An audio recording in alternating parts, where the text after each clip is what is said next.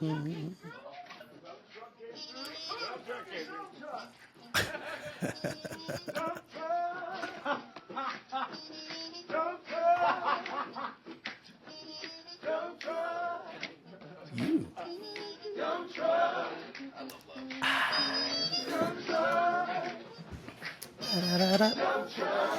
Oh yeah.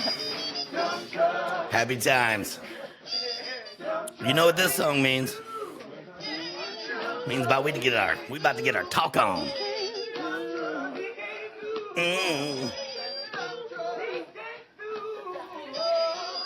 Coming through is literally what I'm known best for. I'm showing up and leaving at some point. And you usually don't get any notice. Usually you'll get a text message and I'm just like, what you doing? And then the response is, are you here already? And I'm like, yeah, let's go hang out. Ow! What's up, y'all? My name is Dump Truck, and welcome to episode 9 of the I Speak Good podcast. This has definitely been a labor of love to this point. Excited to have the wheels continue to turn. Today, representing Mr. Ozzy Osbourne. Rest in peace, our Dark Prince. Really influenced a lot of other great music from everything that he's done, and he had a pure soul, and one of the few celebrity deaths that I think really affected me in a real way. Like, I got a little reflective and thought about how their music has helped me out, or just how it's influenced. And like, this shirt specifically is from, I think it's 2015, Sturgis, which was a hell of a show.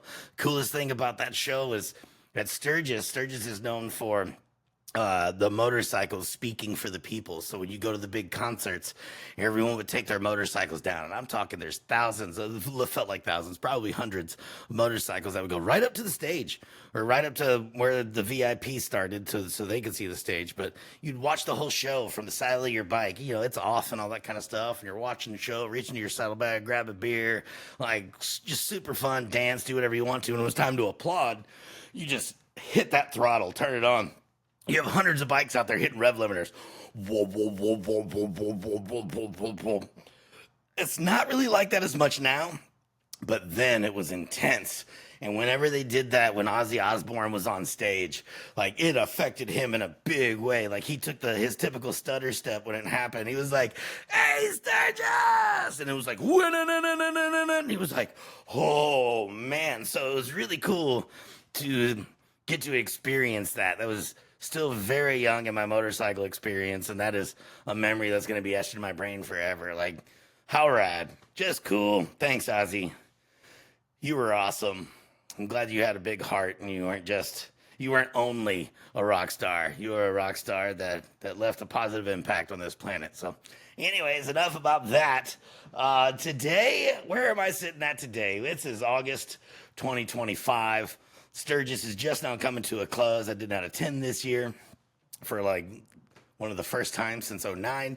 And that's fine because we get to do this. And I love doing this. This is pretty great. Next for me on my schedule is going to be, what is next on my schedule? I believe it is going to be the Hooligan 100. No, Four Corners Motorcycle Rally. Ooh, that's my puppy. Four Corners Motorcycle Rally is the next on the list thing for me. That's going down here in just a few weeks. And then after that, we've got the Rusty Butcher Hooligan 100. And we've got Fuel Fest with Holly. And we've got a Hot Bike Tour. And then Moto Beach Classic. And all sorts of motorcycle stuff and things. So if you want to find me out in the world, those are the places to do it next. And what's coming up now is a really great conversation with my friend Ethan White. We haven't had it yet, but we really love talking to each other. So it's been, I don't know, months since we've been able to connect. And I'm just really stoked to hang out with my friends. You know, that's the best thing about this show for me. So I'm not going to waste any more of your time. Let's get into it. Let me jump in right here. I have a really great update. Since the recording of this podcast, excuse me, let me go ahead and get us a little bit closer. Oh yeah, those are the dulcet tones that we've been waiting for.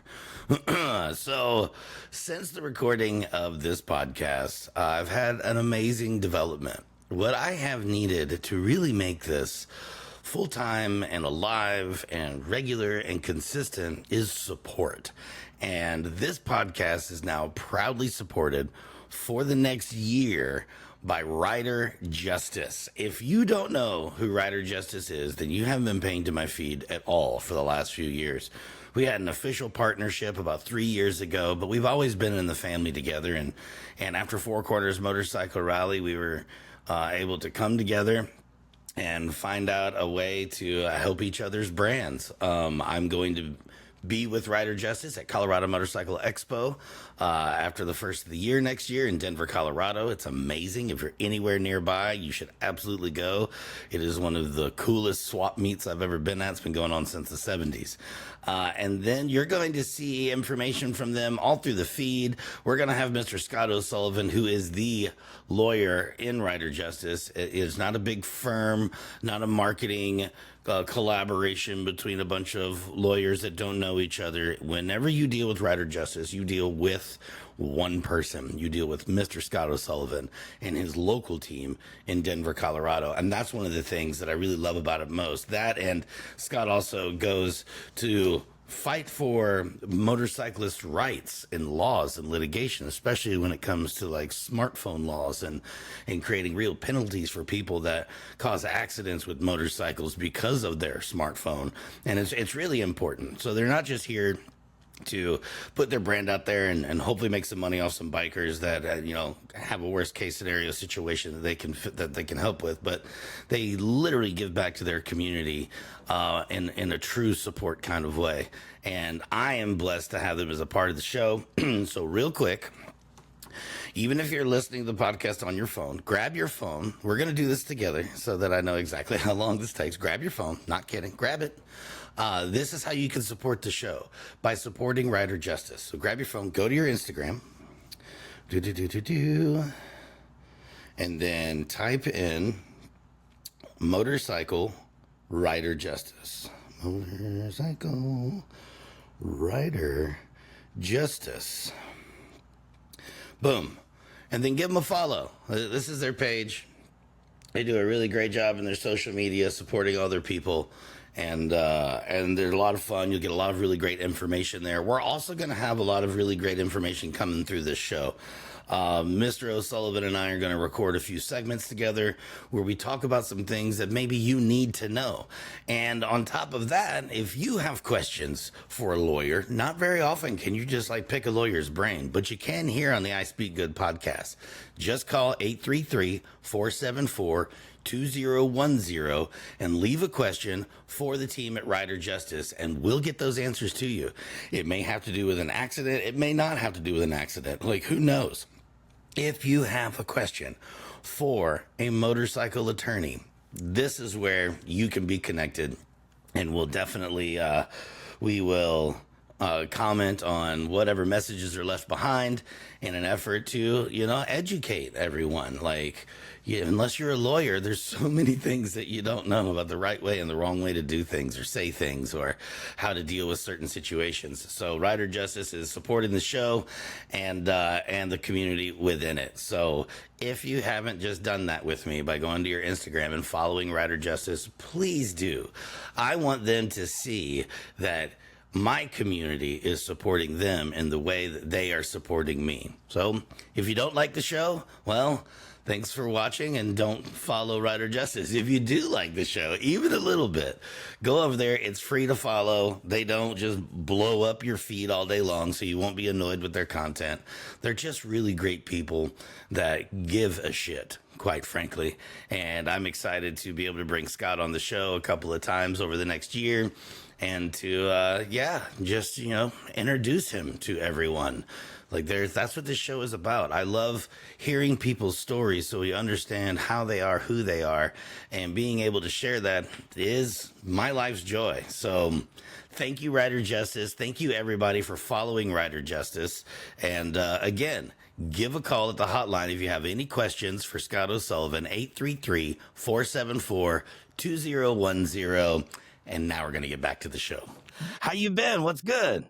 I'm good, man. I'm good. We are in Yucca Valley. We are experiencing a heat wave. It is an even 100 degrees outside. No. No, I A little see. cooler No. than it was yesterday. It's Really? 106 yesterday. That's not it. Nope. Well, that's why you're inside and the air conditioning worked great, I'm assuming. Well, I was just outside washing all the windows in my bikini, but Saving the good stuff. I see how it is. I see. Well, I want everybody that's listening, all 7 people, to to know who the hell you are. So right now, you're sitting there in Yucca Valley, and professionally, you own a brand. You're innovating like different components for motorcycles. Like, tell me exactly about like professionally as a human being. Where do you sit? Like, what do you have going on for yourself? well, right now I've got really just 2 companies and they kind of fall under the same category. The brands are then we'll get into, this is all post retirement from motorcycle racing, but yeah, the brands are both Speedwell. I am. Look at that. So those, yeah. So the Speedwell, we have a supply, and that's saddlebags for Harley Davidsons and stuff. And then we launched in January, of course, the Speedwell Bike, the electric bike company. I'm So excited to get on that stuff. So, with that being known, we already know that you formerly raced because you let the cat out of the bag. Like, how did you get to where you are, to where you're chugging Magic Mind and operating 2 connected businesses? Like, I mean, your life has been all about motorcycles, most of it, right? yeah, I mean, yeah, it has, and the mission's always been to help other people find their freedom and passion through motorcycling by living and walking in that light. And it was fun ride until I got 9 concussions and had to start drinking Magic Mind every day. That's not a plug. They're not a sponsor. In fact, I have no sponsors. I have no one. When I met you, I had a bunch of You're NASCAR'd up everywhere we were walking. I was, and I was awesome for that time and place. I since no longer even entertain that kind of shit because I have 2 companies that are actually busy. So Well, I'm that glad to hear that, dude. Like, before we start talking about your history, you already plugged the Magic Mind. So I have seen all of the other, morons that have their own podcasts, regardless of how popular or not they are. And then all the ads, I'm sure, are going to be in my social media now because we're talking about it, and those phones are always listening, which is totally not weird. Yes, it is.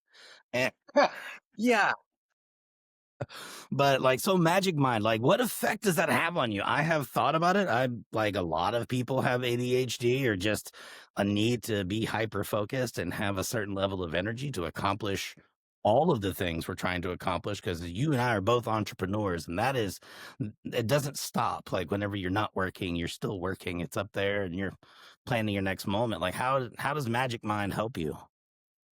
yeah. So I mean, a lot of adult people have ADD, ADHD, and and being an entrepreneur, I'm convinced is the ability to like just see tasks through and kind of multitask.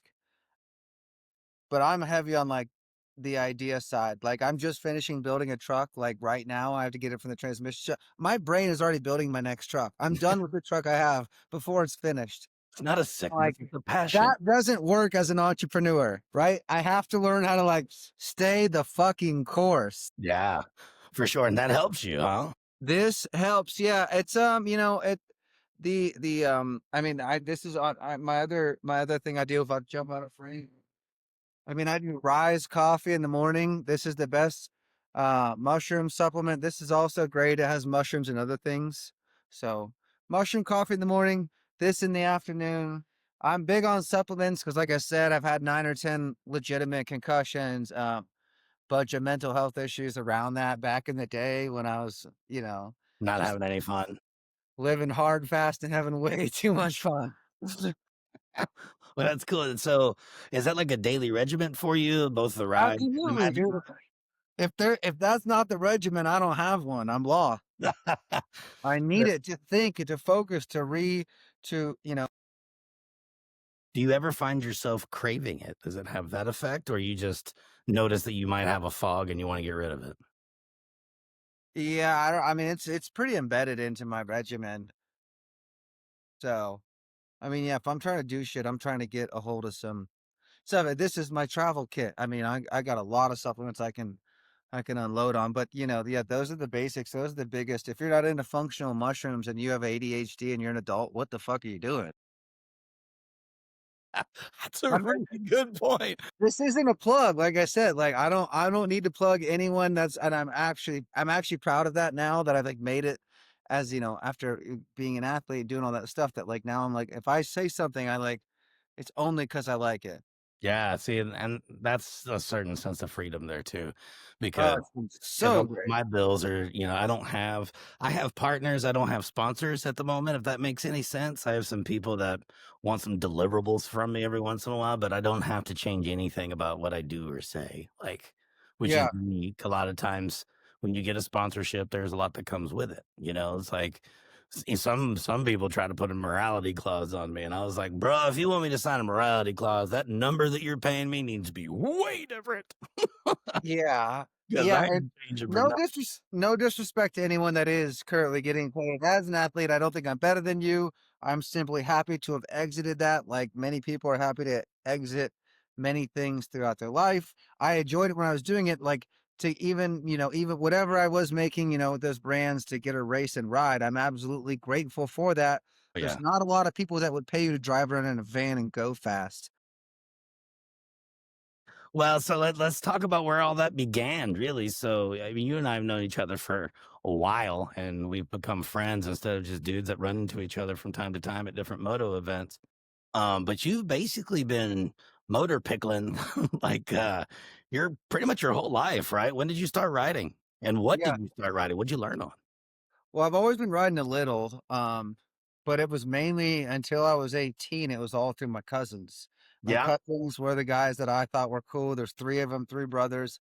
I get to go there on the weekend and I watch them ride all day at the track, and then, like, at the end, I'd get my 5 minutes on their bike while they were taking their pads off or whatever and get to just putt around the yard, and I was like, "Sweet, fair deal." How old were you then? I mean, when they were going to the track, that was on a KZ 125. But I mean, the first bike Uncle Kevin taught me how to ride was the Z50. Yeah. And we had a Zinger. Remember those yellow Zinger quads? I do. They're like Totally not dangerous. they looked like monster truck bodies. Yeah, and then the Honda Z50. Like, if you don't know Honda Z50s, you might not know like the Metal Militia and all, like that's the original pit bike that, you know, that's like what 110s are now based off of. Isn't that rad? I love that. Well, So yeah, like, I don't know what that like 8 or 9 years old. I really and then I remember riding the XR 100 with Uncle Kevin, and I couldn't shift, but I could do the clutch and learn that stuff, and then, you know, from there, uh, and then I bought it my parents never let me get a bike, so when I was 18, I had to get out of the house and then get a motorcycle. that's rad. I like that. So when did well, before I ask that question, do you have other people like your cousins and your uncle? Are they also like, did they race at any point, or is it just more like they're out there funning, and that was kind of the end of the story, and you broke away and raced? Yeah, I'd say that. Yeah, I didn't have any and I didn't really know what flat track racing was when I got into it. I just, like, saw some people doing it, and I was on the backside of my skateboarding career, and I was like, "That looks fun." I dig that. When did your skateboarding career start? I know you're not a boring person, so we're gonna hit a lot of different stuff. Only thing I ask, we try to stay with the timeline. So if you did a whole bunch of shit when you're 10 years old, let's talk about all the 10-year-old stuff. Like, when did you Yeah. start doing the pro skateboarding? Okay, so yeah, I got plucked from that like any good athlete these days. An old guy found me, and Totally not weird. yeah, I know, totally not weird. You know, you become a mentor, and then they train you up real hard and often, and like you get really good. This guy happened to be a world champion. He saw me at the local skate park and was like, "Hey, you want you want to you want to get good at something? I can, Who you is know." it? What's his name? Kenny Mollica. Oh, Brad. Wow. That's legit. Yeah, and yeah, so that guy plucked me out at age 14 or 15 and started training me. And then, you know, by 2005, I was third in the world in the juniors division. And I was like, a national champion in 2012 in the men's pro division. And then 2016 was my last year. I made it to second in the world in men's pro downhill slalom racing. That is insane. That It downhill was. racing is wild. I cannot remember this guy's name. I could look him up. I met him on an airplane. He's like one of the OOGs of that downhill racing. Real thick, like a darker skinned guy. I don't know his background, but I cannot remember his stinking name. But he Richie still races. Carrasco. So what? Richie Carrasco, Yes.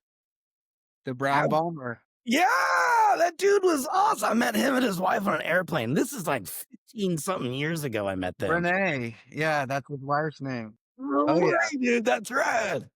Yeah, it's, that's the community all the communities are small at the top. Yeah. So So before we move on from that specific part of skateboarding, what is that like? Like that is one hell of an incline. Everywhere you guys race, like it's super steep. It's wildly sketchy. Like you have to keep your line, stay on that line, because if those trucks bend too much, I mean, it's a yard sale.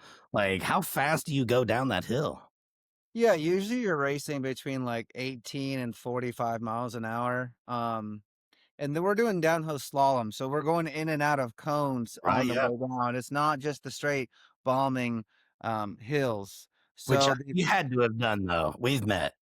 what? We've met. You had to have done that before as well, though. Like just a straight. Yeah, for sure. Yeah, we do downhill and do and sliding and freestyle slides and soul surfing down the mountain like that. That's great, fine, and dandy. I learned at a young age that I like to clock because in other sports I got beat out politically by people whose parents could donate more and do this and that. When I found skateboard racing and it was just like you get a timesheet and like whoever's fastest is the best and no one you don't get to argue it. I And love that. so I fell in love with that part of the sport and yeah, that's what did it. And so What? you're learning to turn, you're tweaking, you're learning about tires, you're learning how to really hone in on slip friction resistances and like listen and feel and like, compute this stuff with your open flesh on the line. I mean, by the time I was 17, I was walking with a cane. I fucking had road rash down my right side of my body for 4 years. My palms never had skin right there. I mean, when I was in the cradle of that sport, it was something else. What was I mean, it's a really broad question. Like what would you consider to be like one of the scariest or hardest races that you were a part of? Like, was there anything that really like rocked your world while you were out there? I mean, you're putting it to it whether you're on a half pipe freestyling or doing slalom. Like it's there's not a lot of room for error. Yeah. Yeah, I mean, in the finals of the national championship in 2011, I ate shit in the last run, but I was sitting on the start ramp looking down this thing. There was like 100 cones in 25 seconds, and the hill was straight down. And I'm racing Joe McLaren, this guy I could never beat. He should have been an NFL football player, but he decided to be a skateboarder instead. One of those guys that gets like, they get bigger and taller and wider, but they don't get slower Yeah. either. Their Just agility also grows. yeah, like what the like dude runs like a probably a 4.40 or whatever, And we you call them know? demigods. Yeah. But I sat on top of the starting line. I'm staring at him and I'm just our old joke was pavement or podium, but I ate some serious shit that day, but I just didn't give a fuck. And that was really, I mean, you got to be a good athlete and then you got to train hard. But like once everyone has those two things, the last part is who gives a fuck and who doesn't. Yeah, for And that sure. was always my thing in motorcycle racing and skateboard racing. I just didn't give a shit what happened next. And I crashed in that national championship race, but I said I'm either gonna win or I'm gonna eat shit trying, but I'm gonna go fast as a motherfucker. Now, do you think it is only I don't give a rip on what happens next, or do you think that is what allows you to be fearless, is accepting whatever is going to happen next? Yeah, you just have to be okay with it and like weigh out what other people have going on in their life. And like I said, the first two precursors, you have like natural talent, just all let's be honest, all if you want to be in the NFL, you're gonna be this tall and this heavy, just baseline, Right. right? Gotta be there. That gets And you like agile. on the board, but not even in the Yeah. room. And then of all the people that are that, have whatever, they could do it, then you have to have the people who can also are willing to like train every day, every night. When I was 14, I got caught by the cops skateboarding in the street 3 times by the same cop in one day. And he thought I was crazy, but I would just move my cones, go to the next road, set them up again. Someone else would call. So now I remember thinking like, as a kid, I felt like I was doing something bad, right? Right. Yeah. I've been had the cops called on me 3 times in a day and I'm 15, but I wasn't really doing anything that bad. I was just training in the road. But it was that little dedication that it takes to like be on that top 1% level of like guys who can like we always say it's easy to get good, it's hard to get great. And if you Yeah, want for to get sure. great, So, you got to was there somebody in your life that you got that work ethic, that level of dedication from, or is that 100% Ethan? That sounds like it's you then. I mean, that's pretty rad for someone at that young of an age. You're talking about 14.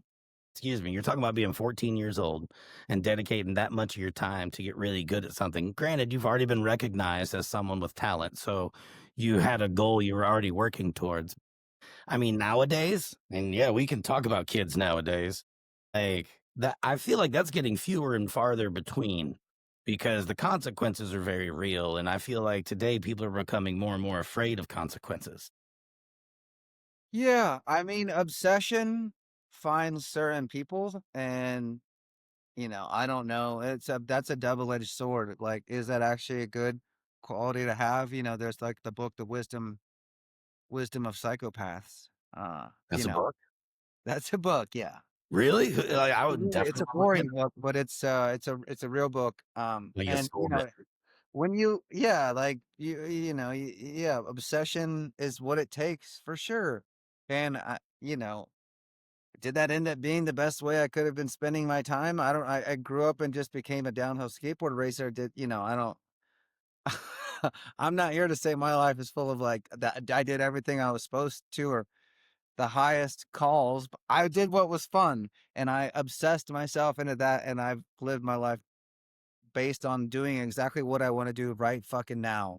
I feel that's awesome, dude. Like it's like you're dedicated to living the life, like not doing things because people are watching, even though they are, like whatever. That just happens to be a byproduct. And that's just what I'm hearing is that the whole point for you was to get really good at having a good time, which to me equates live your life. Yeah, and part of that when you get into racing is again that third part of just not giving a shit what happens next, and that's where a lot of people get hung up. It's like people always asking how when people started like seeing my life be all whimsical and wild, and people were like, I want some of that. It's like, okay, cool. Do Like, you? you have an apartment? It's like, well, yeah. It's like, okay, well, you should get rid of that. It's like, well, where would I live? I'm like, I don't know. I don't know where I'm going to live half the time. But, and then it's like, oh, I don't want to do that. It's like, okay. How long did you do that for? Because we both road dogged for a long time. Yeah. I mean, I didn't, when I was skateboard racing, I wasn't on the road as much as I was motorcycle racing. Right. But I raced, yeah, from 2005 to 2016. So That's 14 years of that. that's a lot of racing. Yeah, I probably raced in every state. I probably raced a motorcycle in every state too. That's awesome. So when did you go from I enjoy riding dirt bikes with my family and being someone who is discovering themselves in a way on a skateboard, learning to feel for the road, dirt bikes, you learn to feel for the dirt. Like you have this, I feel like you have this great relationship with the vibration between your body and the floor beneath you. When did that turn into professional motorcycling? The night I met Roland Sands behind a dumpster. No, Moab, we all have one of those stories, but I think yours finishes differently.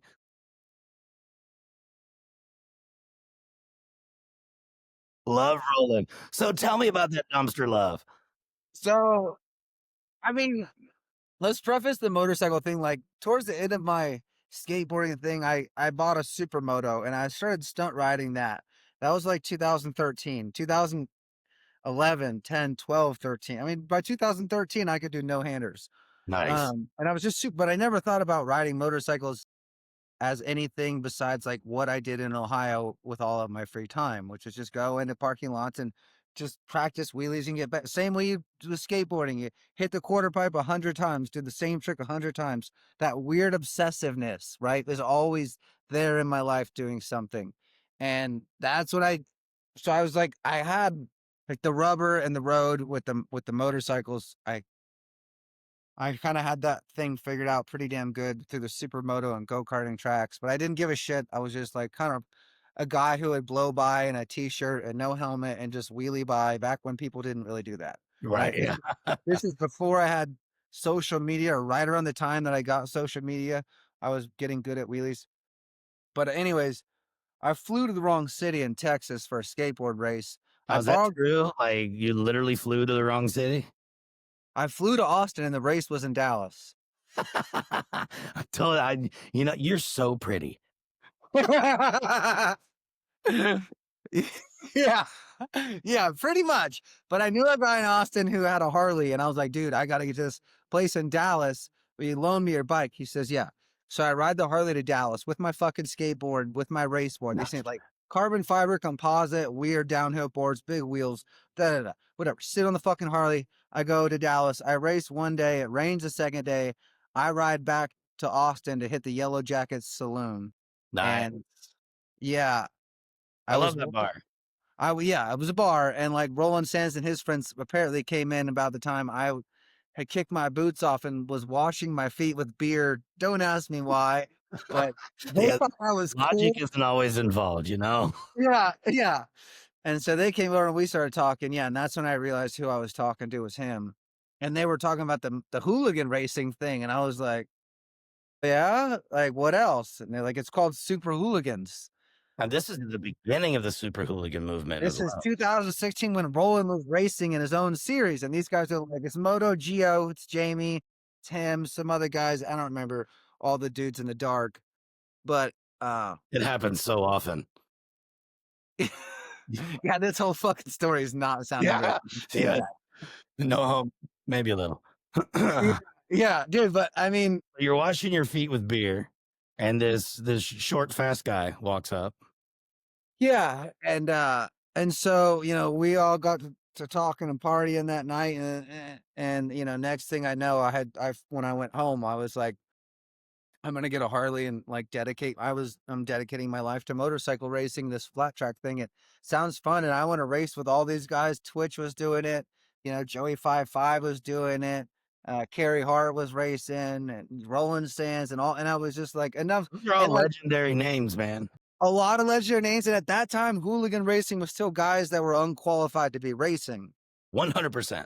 And I came in for them, to them, they looked at me and they were like, this wild ass kid who's, allegedly a professional skateboard racer. Like, here's our next hooligan guy. And I was like, yes, I am. I And I, love that the baton got passed, like right after you came back from a skateboarding race. Suddenly, like that same day, I was like, all right, cool. Well, no more four wheels. Let's focus on two.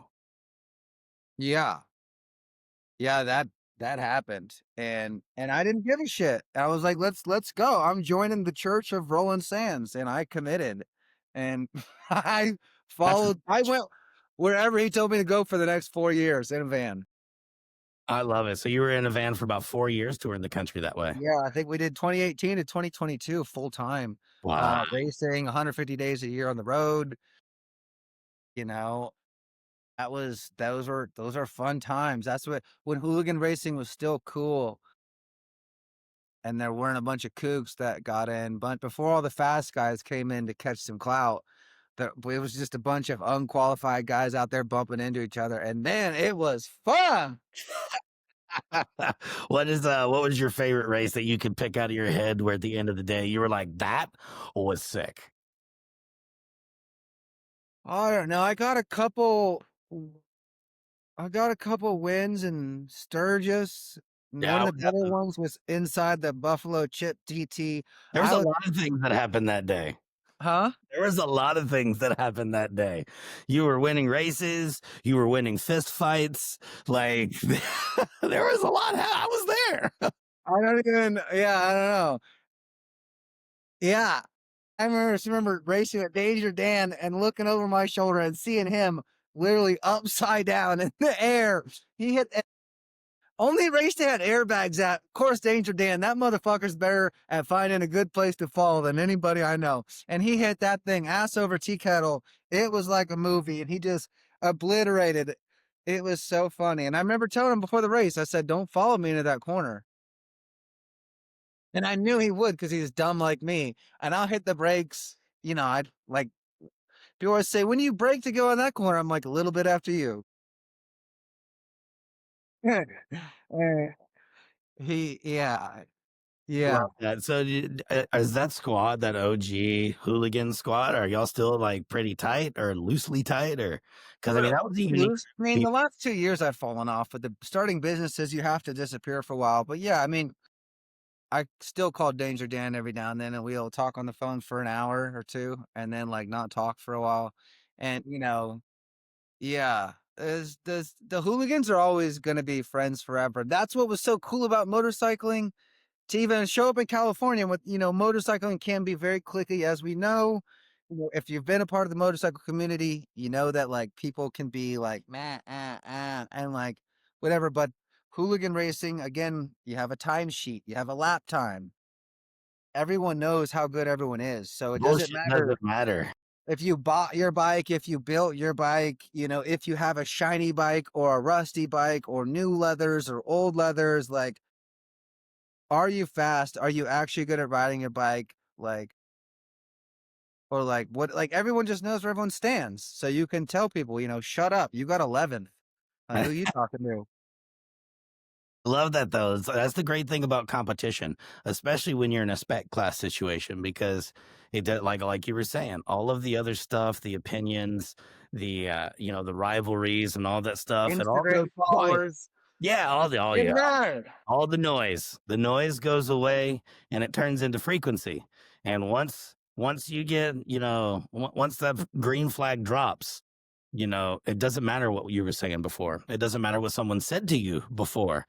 It might influence how hard you ride next to a person, maybe if there's a certain type of rivalry, you get Yeah. rubbing Yeah. drinking and all that. Yeah. Who was the person you gunned after the most? See, I don't know. Oh, you know. Oh man, I don't want to say that on camera. Come on. No, there was a lot of people I wanted to race with, wanted to beat, people I I wanted almost to be had you friends. right there. What? I almost had you. I was right there. Nah, man, it's all okay now. I came out here with something to prove for sure. I mean, it was the modern day cowboy shit. That's everyone's showing up with something to prove, and they want to be, Now, gung ho. whenever And you guys were at the beginning of all that, um, because like no one knew what the hell they were doing, what the fuck they were doing. Do you guys like when the race is over, you come together and try to learn from each other a bit on how to do this better? When did you break here? When did you hit your throttle there? Or is it you're all up on your own? Because it is like a traveling circus. yeah, it is. And you figure out who's really a friend and who, like, people will give you fake good advice. Yeah, it's still a competition. It's still competition. Some people give you real good advice, and I would find dudes that like Andy Dobrino. I would find guys that were so fast, and I was Lord, never going to be racing them, and they would give me honest advice. But if you ask someone who's like, you might, somehow or another end up with them in the thing, don't ask them for advice because they're no, not there too. yeah, Bro, yeah, you I know gotta. you need to Have bring. you had friends who like you borrow and exchange tools with? And like, if you do that a few times in different states with people, you're actually friends. And people, I mean, a lot of people do some really nice stuff to get other people out racing. I fucking rode in the desert. We were desert racing out here, and what fucking Fast J gave me one of his personal Harleys to desert race while he raced his new one, and I rode by him in the desert in the middle of nowhere. He was broke down. And I come up, and of course he was faster than me, so he's ahead of me, but he broke down, and I didn't. So I come by him and no one else is in the desert. And I'm like, should I like get off my bike and give him my Harley because it's actually his Harley and we're in the desert and he's like clearly gonna be out here when it gets dark because we're like 20 miles from anywhere. Yeah, But no, he just waved me on. He's keep going, keep going. I'm like, okay. that's rad. That's really rad. Yeah, some people are your friends, some people aren't, and you'll make the connections when you follow your intuition, and you'll learn, who to rock with and who not. Well, that's cool. I mean, those there's some life lessons there too, like even recently I've had some turnover in my life of business partners and friendships and being able to learn who your friends actually are only happens through time because can't really take other people's word for it because that's not based on your experience. Like someone says this person is this or that. I'm like, well, are they? Or were they that person 5 years ago and you haven't let go of it yet? And they're different. Like, who knows? You got to go, fuck around and find out for yourself. That's a fact for sure. People can change it if they want to. I know I have. Like the person Absolutely. I Same. was racing was never gonna have two companies that like have math that actually makes sense now and that Yeah. pay taxes. I'm still paying taxes from when I was racing. I used to laugh. The IRS fucking catch me if you can. Well, we are super similar, buddy. I didn't race, but I definitely lived in a van down by the river, and taxes were the last thing on my mind. And now I'm going, okay, so how far behind do I need to get caught up so I don't get in trouble? Yeah. So yeah, yeah, that's just life lessons. People and things, people's back is against the wall, they're gonna behave differently than, if they're just sitting at the bar. And Yeah. so, like, yeah, you gotta factor all that shit in. That is why I am now self-employed. Same. Yeah. What was your favorite part about the road life? Like I lived on a Harley. I'm not going to get into it really heavy because I think I've done it too much in almost every episode so far. But I lived on a bike for just under 9 years, 9-ish years, It's a long time. no address. Right? Yeah. But like you, I also had a bunch of gigs everywhere, and whenever I showed up for a gig, that meant I had a hotel room, so then I could wash my butthole, Yeah. Yeah.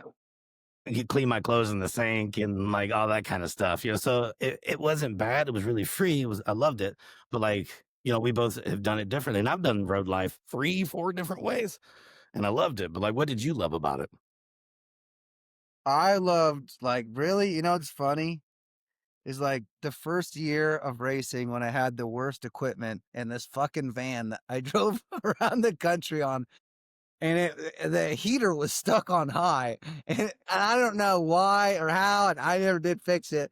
I drove from Ohio to Milwaukee and did that race, and to Tulsa or whatever, that fucking race, and go to Everywhere you go, you've got mechanics everywhere. You're not Upstate a wrench yourself. Portland. Fix the damn thing. Dude, yeah, no, I never did figure out that van, and, it's like like, that bike never ran good, but, that first year was so fun because everywhere I went, it was the first time I had been racing a track, and it was meeting new people, and it's funny, like, by year 3, when I had a nice race rig and a fast race bike and, like, knew how things worked, it lost the magic it had that first year where you just showed up and be like, wow, where do I park? Like, is this it? Or are we near it? Or like, who are you? I'm Ethan. So I like traveling. I mean, you can't beat some time where you're just out there traveling. I had a good girlfriend at the time who was into traveling, thought that life was cool, would bounce in and out of it with me, and it was fun and harmonious and fast. And just really exciting to like be at new tracks and meet new people and go to new parties and like do the whole thing. You're like, wow, like That it, fact right there was, for me, the thing I was scared of most to lose when I decided to change my pace of life, because that newness is invigorating. Like, it really is. Yeah, you may not know literally where you're going to sleep that night. Sometimes you ran out of money before for food, but you can't run out of money for gas. Because if you don't show up to your next thing, you can't win to make money, or your sponsor's not going to pay you for not showing up. So the vehicle comes first, your belly comes second. And that happens. I mean, there were times, and I'm not the only one, where you just drink as much water as you can because you're full. And now I'm not hungry for a minute, and I don't have to eat dinner tonight. I'm just gonna have to pee 5 times before I wake up. yeah. But like that, but I never had a problem with that because the freedom aspect to it and the newness, like you meet hundreds of new people every weekend, if not more, sometimes depending on the event and Yeah. the culture around you.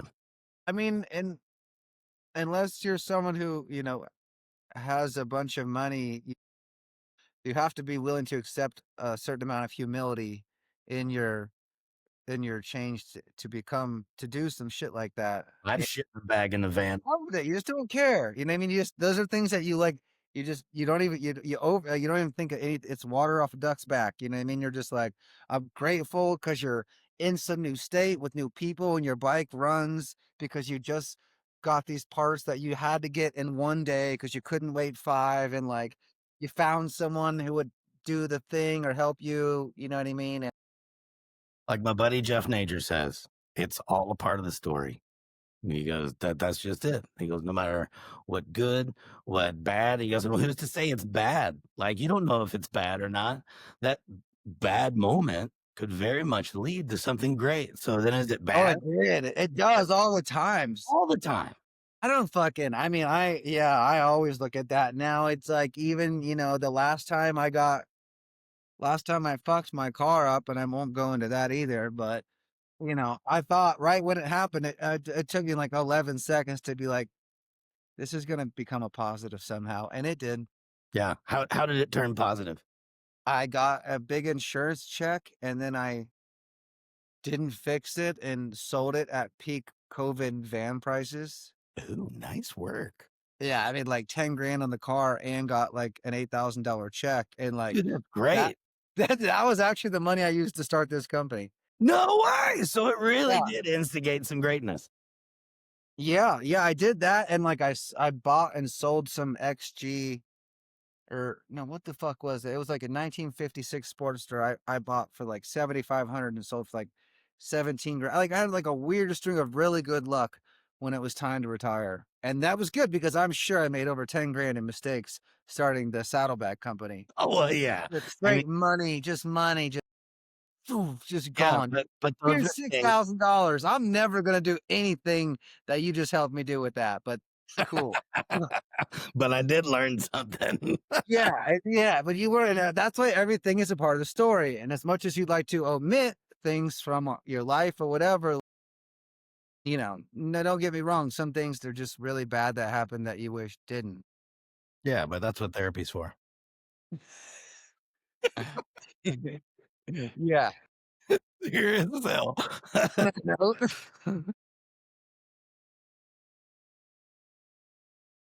That's really cool, man. Like the one of my favorite parts of yes, what does that say? Day drinking from a mug to keep things professional.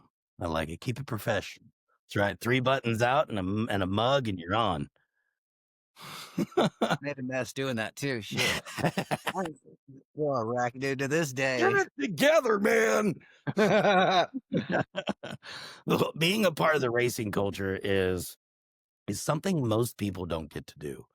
And for the years that I lived on the road, two of the biggest reasons why I was able, shit, three of the biggest reasons why I was able to do it was because of client work.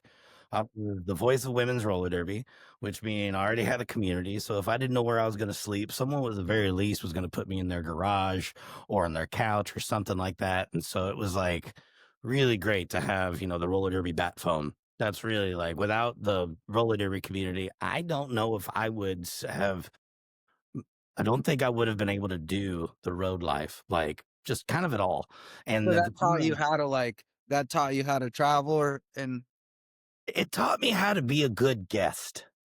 That I mean, and it's being a good really guest, important. being a good travel buddy, like when you really get out there in the shit, it's people buckle, fold, freak out, Oh, and yeah.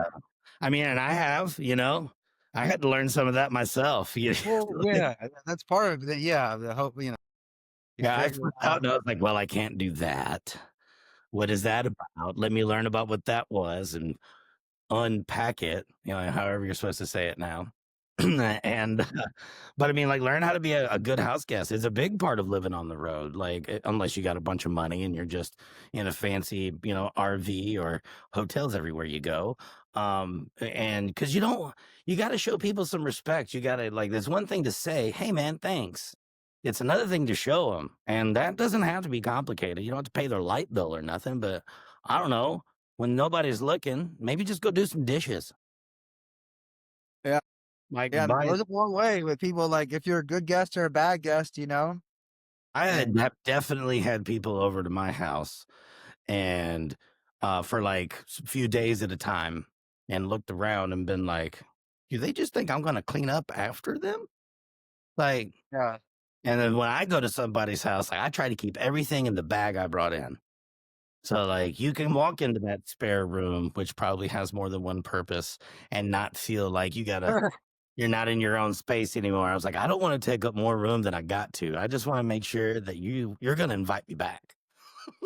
Yeah. At that point, I need you to invite me back.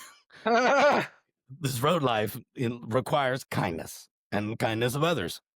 It And does, out it there. does, and those are your road angels and the people you find that help you along your way, and I feel like when you commit to a certain kind of life and really go all in, the universe, if you do it right, the universe will send you reaffirming signals, often by way of, people helping you out of things that you didn't think you could do to begin with. And I love that because I definitely believe if you don't make room for greatness, then there's no room for greatness. I mean, it sounds kind of redundant, but like that's how I feel. So whenever, whenever you're wanting to make a move professionally and, you had a bad car thing that happened, and then sudden and like you were obviously making choices going, okay, I can't get any more concussions. I got to figure out what I'm going to do next here. And then you have an idea, and then suddenly funding starts to show up because Yeah, you've changed where this was and you made room for it.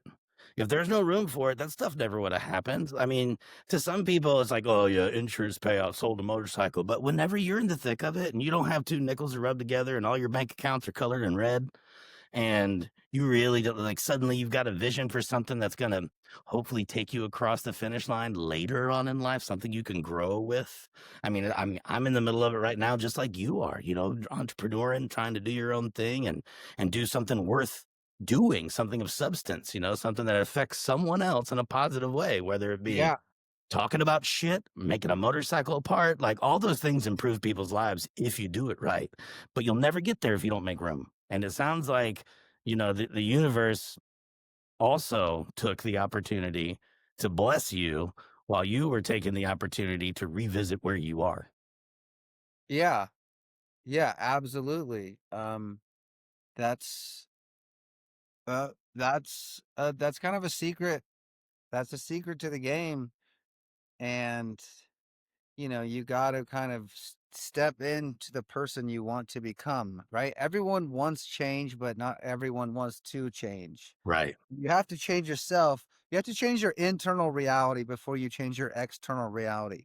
It's a So if you want to reflection. think, if you want to be a successful business person or a successful racer or whatever, like when I started racing, I just was like, I'm not gonna, I'm not gonna do anything that doesn't, like I quit my landscaping business, sold it, sold all the equipment, the trailers, all the shit. I'm like, I'm not doing anything that's not directly related to me going fast on a motorcycle. Right. I mean, like, I just did that, and I'll just keep doing this until people accept me as this person. And they're like, okay, well, what's that guy look like? Okay, well, this guy's not. He's not afraid to travel. I am. Okay, well, I'm not gonna be, right? Or like I'm. You have to like, you have to do the things you want to be a professional racer, do the things professional racers do. You yeah. want to And if you you want want to to be a be a business lawyer, owner, do the things that lawyers do. A lot of people think that this change has to take a crazy amount of time. What it takes is you not taking no for an answer, and that no usually comes from in here. It's not yeah, coming from the outside. Most everything we have to overcome is within ourselves. At least that's been my experience.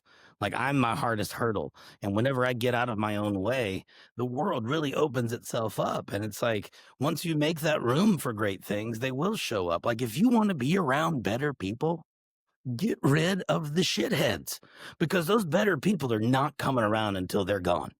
And if you're one of them, then start doing the things that non shitty people do. there's two there's two outlooks on life. There's a positive mindset and there's a negative mindset. And there's just period point blank there is. You are either a lot or a little of one or a lot or a little of the other.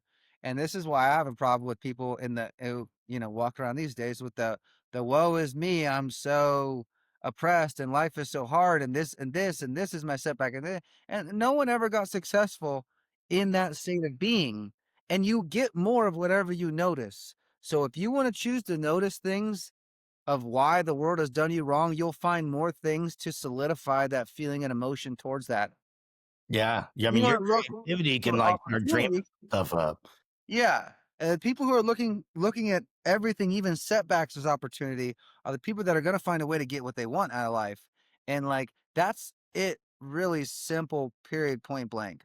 You get what you give. If you want those whoopses, those hard times, those things you didn't see coming, if you want those things to turn into opportunity, treat them that way. If you want someone to be nice to you, treat them that way. If you want someone to tell you the truth and respect you as a human being, treat them that you're never going to get it doing the opposite. Like you have to do the dance for the song that you're trying to hear.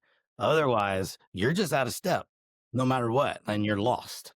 Yeah, yeah, and so, like, meditating has been a big part of that for me. That's always that's my It's here. grounding go-to, my daily practice, to witness and watch myself and all the silly and imperfect behaviors I have and like just try to notice those. I don't need to change them, but it'd be good if I could at least see them, and then I can decide if I really want to change them or not. Right, and that takes a certain level of honesty with yourself. Like, the first time I started doing that was when I was on the road, and I was in this big reflective period. I didn't know anything about meditation. I didn't know that I was doing that, actually. I didn't know anything about reflection, but I decided to do it because, I don't know, I was out there by myself, and so it's like most everyone that I knew was like a flash in the pan, so it's not like I've got these tenured friendships around me everywhere where I can sit down and with a homie or an elder and really get into it because they know me. Well, these motherfuckers don't know me. They know what I'm Yeah, showing them, but I didn't know me. I had to meet myself. Like I wasn't sure who I was. I was part upbringing. I was part life experience. I was a lot of different parts, and I didn't know like where they actually attached. So like when I was in racing, I would leave wherever I was, and while I was riding to the next spot, it was who was the first person I walked up to? Was I honest? Was I humble? Did I talk too much? Was I respectful? Did I, allow conversations I don't align with to be a part of my life? Did I stand up for how I believe in those situations? If I didn't, like, how did I, like, I'm like you're talking about going through every single thing and starting to think paint about a shit picture like for that. it. No, you did not. For me at that point, I was working for corporate Harley Davidson. I was working for corporate Jack Daniels. And so, Oh, those corporate jobs are the fucking worst, dude. what I don't so know I'm how living people the life as a get dirtbag that. biker, but then when I clock in, it's like got these upper echelon folks. I'm like, okay, cool. So that balance was really hard to find, and I didn't know what I wanted to do with it. I didn't know if I wanted to continue to have clients of that caliber or if I wanted to continue to just, be with the wind.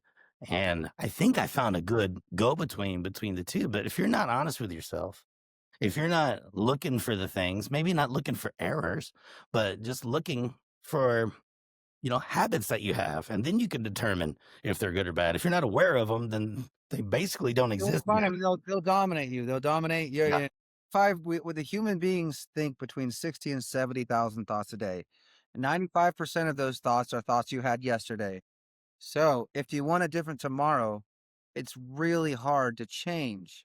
Not Yeah. only that, but when you make a new thought or a new decision about what you're going to do today, like tonight, like if you drink too much and when you don't want to drink the next day, the reason why it's so hard is because like when 6 o'clock hits, your body wants to do what it's accustomed to Programmed. doing.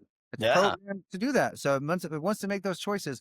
And so that's why the hardest part about changing is not doing the same thing you did yesterday and becoming aware of what those things that we're thinking and doing are and what is ingrained in us and is that in line with the person we want to be, and if it's not, what does that person look like, and are you willing to take 10 minutes and visualize what that guy would look like? How would he meet adversity? How would he solve problems? How would he deal with people who are difficult? And then like visualize that and then just try walking into it. It doesn't work, but it also does. Like, you won't immediately be the guy, but you'll kind of you kind of do start moving towards that. And that's all I've ever tried to do is just like kind of envision the version of me that I want to be and then step into that. And I didn't always pick the best person, but it's what I wanted at the time and I fucking did it. And it all leads to whatever is next. And whenever you become self aware in that way, and whenever you have that aha moment that teaches you that if you want to make some change, be aware of the things you're doing in the first place. That way, you know what you want to change and what you want to grow, what you want to just completely ditch and replace with something that might be healthier for you or the people around you or both. Like when you get to that point, like for me, on a regular basis, I have conversations with people in my head that I think I'm going to have a week later because I want to put myself through the paces. Because I usually stop myself in those little internal fake conversations about a subject matter I think I'm going to have. Yeah, you gotta watch out for that shit. Do you feel like that's like the Navy? It's like Navy, like making you play out every potential worst case scenario to see how you'll get through it. I think it's because I kind of like had to learn how to be an adult on my own. And so like I didn't, family life was great growing up. My old man traveled a lot. My mom was always home. So when it came time to adulting things, like I really had to I didn't know when I was 18 and I was released upon the world, I had no idea what to do. Taxes? What? Huh? Like everything from the simple things to the complicated things, how to cope with heartbreak, how to cope with, how to figure out like what kind of people you want to be around, what kind of person I want to be. Like I had no idea. No idea. I was a blank slate. It was kind of scary, but I leaned into everything. I mean, I was just like, well, this may be scary. It may hurt. I don't know anything about drinking. Let's go do a lot of it. Yeah, I don't know it's anything not. about this. That's Let's the go do a biggest lot of it. part is like trying and not being afraid of failure. That's always what makes that, you can't be afraid of failing and you can't be afraid of starting. And that's what it takes. And I've never been worried about that. A lot of people are. And if you're trying to change anything in your life, you got to be willing to just to fail because that's a part of it. But knowing that when you fail, like that's just more data and you can figure out a way through it or around it and figure out when you do, lean into your strengths and like find the life that awaits you. That's the best version of yourself. Do not settle for this other shit. I never have. I don't understand people who do. Either. I, I've it's made some exceptions, and every single time it has bitten me in the ass. Every time. Without fail. Then I go, all right, so I'm back to the drawing board. Why is that? I even talked to my father earlier today, and like we were talking about some things and some stuff and some teaching moments that I've had over the last year with partnerships and things like that. And he was like, "Well, what'd you learn?" And I said, "Don't go into business with people." He goes, "No, that's not the lesson." He goes, "You need to make sure that they quantify themselves, not just tell you what they're good at. You need to see it first." So, and I was like, "Well, did I really do that this last time? I thought I did." The last times, like it's not just one scenario I'm talking about, there's several. I've had lots of teaching moments as I've been, adjusting from the transient life to home base and trying to figure out how to grow within a local community. And it's come with a bunch of challenges, and all of them I've been here for. And it's really interesting. And like what a lot of people don't realize, scientists say that whenever you start to make those changes, like you were talking about habit, like 6 o'clock's around again, your body suddenly thinks a beer's coming, and that's just because that's what you've told it and what you've taught it. So when you start to teach it different things, there are actual physical changes that happen in your brain to where the synapses between point A and point B that used to say 6 o'clock beer, 6 o'clock beer, well, if you start to deny it and you go 6 o'clock meditation, it will literally change directions. It is not going that direction anymore. That will dwindle, and this will it literally grows another channel for that electronic pulse to start going towards. So, mind over actual matter within yourself. So when you want to make those changes, I mean, that's one of the things that's helped me change is thinking about that physical like altercation. absolutely. To anyone who wants to learn more about this, I highly recommend the book Breaking the Habit of Being Yourself by Dr. Joe Dispenza. Hang on one second. I got to take a note of that. I would have Breaking the assumed habit you of read being it. yourself. Breaking the Habit of Being Yourself by Dr. Joe Dispenza. That was the Yeah. first book Now, he why read. do you recommend that? He's the leading he's one of the leading um, neuro Scientologist, or he's one of the Scientologist. Good, good, yeah, I'm not good at reading. I read 4 out of his 5 books. He's like a leader in neurology and epidemiology, and, he uses brain scans, EEG machines, and all kinds of stuff to prove and show what patterns look like and how to upregulate and downregulate your genes according to the person that you want to become, and helping people learn how to step into a new future. See, that's Oh, cool. It's like literally explaining. exactly what you were saying. Yeah, absolutely. So he goes further to prove the physical manifestations of your choices. It's amazing. I'm reading one of his books right now, and that was part of my life. Read his first book when I was 25 and wanted to be a motorcycle racer, but I had a landscaping business and I was just a guy in Ohio. I was Right. like, "Huh, what would it look like if I was a professional motorcycle racer?" I was like, "Well, all those guys I see seem to have cool vans with logos on the side." It's like, okay, we'll get I'm them. gonna get one of those. Yeah, one of those, right? Up next, you got to get a fast Harley. It's like, okay, I'll like, start with this crapper and I'll make it one of those. yeah, and then you go from there, and then like, and then like, yeah, and then and then as like you get I got those gigs, and then you're making money for people. You're being the guy. You're influencing. You're making the videos. We're doing video shoots, shooting with the big dogs and the shit. And then I have the next version of myself, which is like, I don't want to race and I don't want to fucking work for any of these people. And I'm into motorcycles. I want to design my own bikes, have my own business. And if I'm going to shoot a video, I want to make the money off of it instead of getting a day rate. Yeah. Now, like, it's been 2.5 years of that electric bicycle company. We launched in January of this year. Took me a year and a half of R&D to develop the first bike. We have the second version of the bikes just came in this week, and I have a second truckload this year. I'm going to sell at least 2 truckloads of these bikes this year, and I have a new model that's even faster. And you're not talking dropping- about your Dodge pickup. We're talking about 18 wheels, container full of bikes. Yeah. Oh yeah. Yeah. Yeah. Semi truck. A Well, semi. let's talk about the history of Speedwell. So it didn't start with e-bikes. What year did you actually take it from concept to a physical reality that stressed the shit out of you as you figured shit out? All credit goes to Joey 55, the owner of Senders Only. I was trying to work for him, and he sat me down in Daytona in a hotel room, and he was like, "Dude, I want to pull you so hard and put you in charge of my company.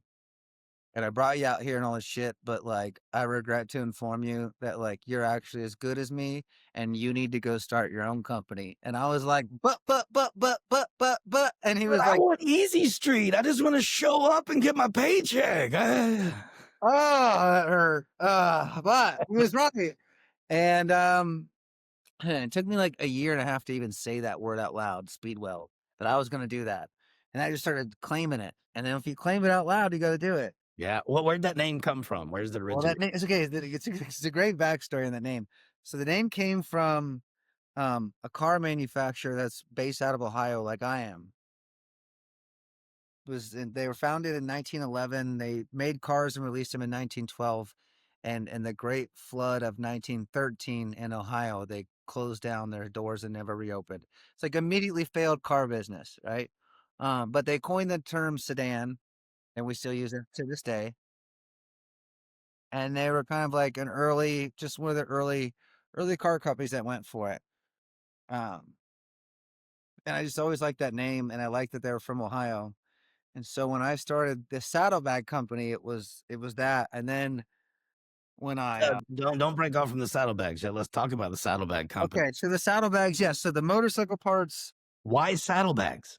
because I don't know how to work with metal, and saddlebags are made of plastic. I feel that. I mean, hello, logic. What Oh, can I do? Let me do no, that. we leave that all to the chopper guys and the performance guys and the guys that there's dudes that are good at milling and making and welding and all that shit. I'm fucking not. Yeah, Okay. I'm friends with those people. I'm like that. Yeah. I'm like that bull rider that like the champion bull rider. And then like he goes on a date on a Saturday and the girl wants to take him horseback riding. And it turns out like he can't ride a horse. He can only ride a bull. Gee. Yeah. It's awesome. So, like, how did you start the process? Because like the hardest thing about doing something new, whether it be wrenching, whether it be starting a business, is usually your first step. Like for me as an MC, the hardest part, whenever there's 30,000 people out there or whatever, no matter how many, you're on fire.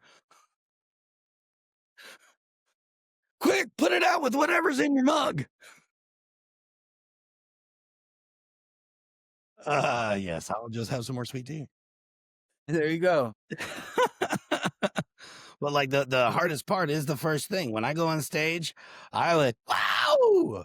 That's word number one. Everything else is really, I mean, literally, that's why I go woo every time I hit on stage. Because now the first word's out. It's like, like Yeah. in a bottle. That's what you gotta do. Everything just fucking runs. So, what was that first step to be like, okay, so I know I can't do this, or I don't know how.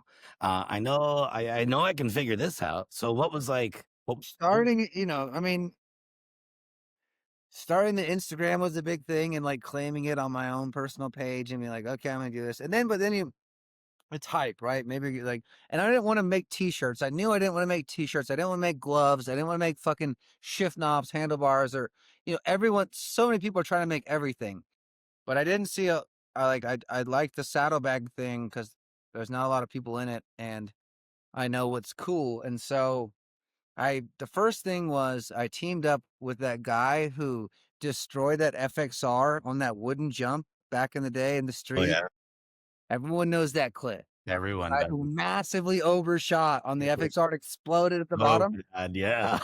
Yeah, his name's Tyler Flight, and he helped me fabricate the first set of saddlebags we ever released. Rad.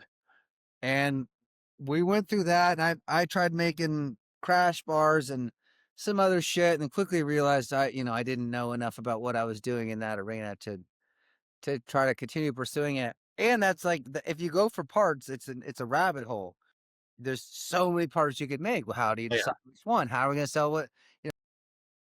I only sell saddlebags on my website, and the users that get on that platform know what they're looking for. They want to come on for saddlebags, and that's what we give you. We give you saddlebag options. We give you cool options because I know what's cool. I've gone to too many Sturgises and bike weeks and been around like to spent too Born many days riding free and motorcycles with all cool that. people to Yeah. not know what the fuck's cool. And so this is So, what we're doing. what product did you start with? Like for what bike?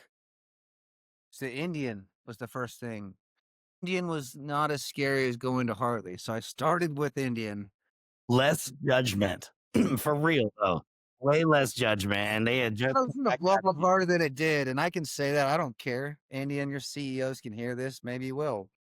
I mean, I still own an Indian, I like my Indian, but once I started making saddlebags for Indian, it was kinda cool when I sold some, but quickly realized there's a whole hell of a lot more Harleys out there. absolutely. And I think that's a really smart way to cut your teeth though. You start where if there's a punch being thrown, it's more like a pillow fight rather when if you come out with something initially for custom Harleys and it's not, you know, really, really right, you'll get beat to all living hell. Like, cause everyone's got an opinion. And a lot of people out there, oh, my granddaddy got me into that saddlebag's a piece of blah blah. And you yeah. just won't get that from the Indian crowd. So it's a lot kinder of an atmosphere. And Indian actually was really good to you over the years. Yeah. Um, it was a fair exchange of work for work. I like that. I like Yeah. that. Your worth, man. Like a lot of people don't realize that, yeah, like, and you were also good to them. Yeah. I mean, yeah. So, like, and I'm like, I don't really need to say too much. I hate when You people just talk thought it about was what cool they to did see for my other friends. companies. Like, well, like, at the end of the day, when you're a racer or an influencer, most of the time, like, you're getting the better end of the deal. But also, like, now that I'm a business owner, it's like I pay people to give me videos. I don't have time to go shoot. I'm not going to do it. I have a fucking camera. I don't fucking, this kid's like, I'll do this. I get emails every day now for these people. And like, if it's reasonable, I fucking do it because Absolutely. it is actually helpful. And then the more helpful people are, the more, that they're worth. I As don't need to like see, I still see myself on the internet in an internet advertisement at least once a day. yeah, TC Bros. Can't get away from it. No, you look great on that chopper. I see Freaking it 5 months later, yeah. all the time. Me and my lovely ex-girlfriend on that chopper every day. I still see that photo, gets thrown back at me. Fine, Mara, we're still friends, it's all good. Um, but yeah, that's like that's so like they're getting their clearly they're getting their worth out of it. It's been fucking years, Yeah, you know, yeah. I mean, I and would like say so. and They they're still still speak really highly of you because now I get to work with them. So usually I see your yeah, advertisement, and then about 15 minutes later, I see my advertisement come up. yeah, totally. So you know what it's like when you see yourself back on there, and that was part of the courage of starting the company. Is like, I mean, you like you can't make a dream, people, right? You can't make a dream that's like outside of your competency area in all regards. Or you can, but you better be ready to dig for like 9 years without seeing any real progress. But like you can still do it, but like it's gonna be way harder. But like Yeah. I'm making jumps that weren't so crazy. Like right, I could ride some sick ass fucking wheelies on a dirt bike in traffic, and I was already at second in the world at downhill racing. Like I knew I could be fast. I knew how to train at the best. I knew I had throttle control on a motorcycle. And then like when flat track racing showed up, it was like, yeah, I'll figure out how to weld those two together and Yeah. fucking be good at that. And I never was a great racer, but I was pretty good. And you know, and then like you do all the marketing videos, you start doing that. People want to pay you to race, but then they don't just want to shot of you racing. They want you to make a cool video that Yeah. incorporates their products. And you just start doing that and you get But good at what if I that. was doing it for myself and then I because at the end of the day, it's way more like just talking about financially. If you're promoting your own product, you have a lot more capabilities to continue to make money off of that one video production rather than whenever you are talent that got hired for the day, whether you're being a stunt rider or, just a presenter or whatever it is, you get paid for that day. It's over. It's over. Yeah, How yeah. what And you all did that what you were shit. supposed to do with that money. And you don't even know what to do with it. And there's like so many decisions you can make that there's also a lot of decisions that make or break you, but they kind of get obvious uh, when you really have to make the choice. Yeah. Like certain jumps I made, like TC Bros was great. Like I knew they were a good company to work with early on. They were waving some candy in my face. I have no problem saying that. They knew that. Like I had options, which Yeah, they're was not pretty dumb. cool and very rare for anyone. Very grateful for that. Like, none of them probably ever actually really needed me, but some people pretended to want me or at least did. I went with them, right? I got a couple deals that ended, that did expire, and then we did nothing for a couple years, and then you still see yourself in the ads. You're like, oh, whatever. That's cool. It is But, cool. like, now I start this company and, like, they're one of my biggest people I do business with. Like, I do See? big numbers with them every month. Now they sell everything that I make. You can get on their website and they have a ton of users and it's like, But then when you that's see yourself go good. across That to the feels top there, you're good. That's going, like some real shit. And there was a time when I was like, should I work with TC Bros? And you're like, fuck, I don't know. I don't know. If I knew now, if I knew then, I knew now, I would have just done that even faster. Um, But it's just it's cool, and like, and they genuinely care about me, and I genuinely like, if there's an issue, like, I can call the boys over there, or they call me, and it's like, "Hey, what did I fuck up on the order? You guys know I'm an motorcycle racer." Like, "Oh." they got a great team over there too. This is And like, they got a great team, I'm all gonna those make them guys. sponsor this episode. We're loving them so much right now. Be like, Yeah, you owe us some money. We've been telling everybody about how great you are. yeah. I'll juice everything I can out of them. I'm good. They're like, but yeah, I mean, they're shipping teamsmen over to our house in LA and like partied and the brothers. I'm eternally grateful for that. And that's a good part of relationships in the business. When you've been around for a long time and you're not a flash in the pan and you were never trying to be cool or be like, do some weird thing. It was like, I flew straight for a while and fucking did what I said I was gonna do. My goal was to get paid to ride motorcycles fast, and I did whatever was most in line with that. And I love that.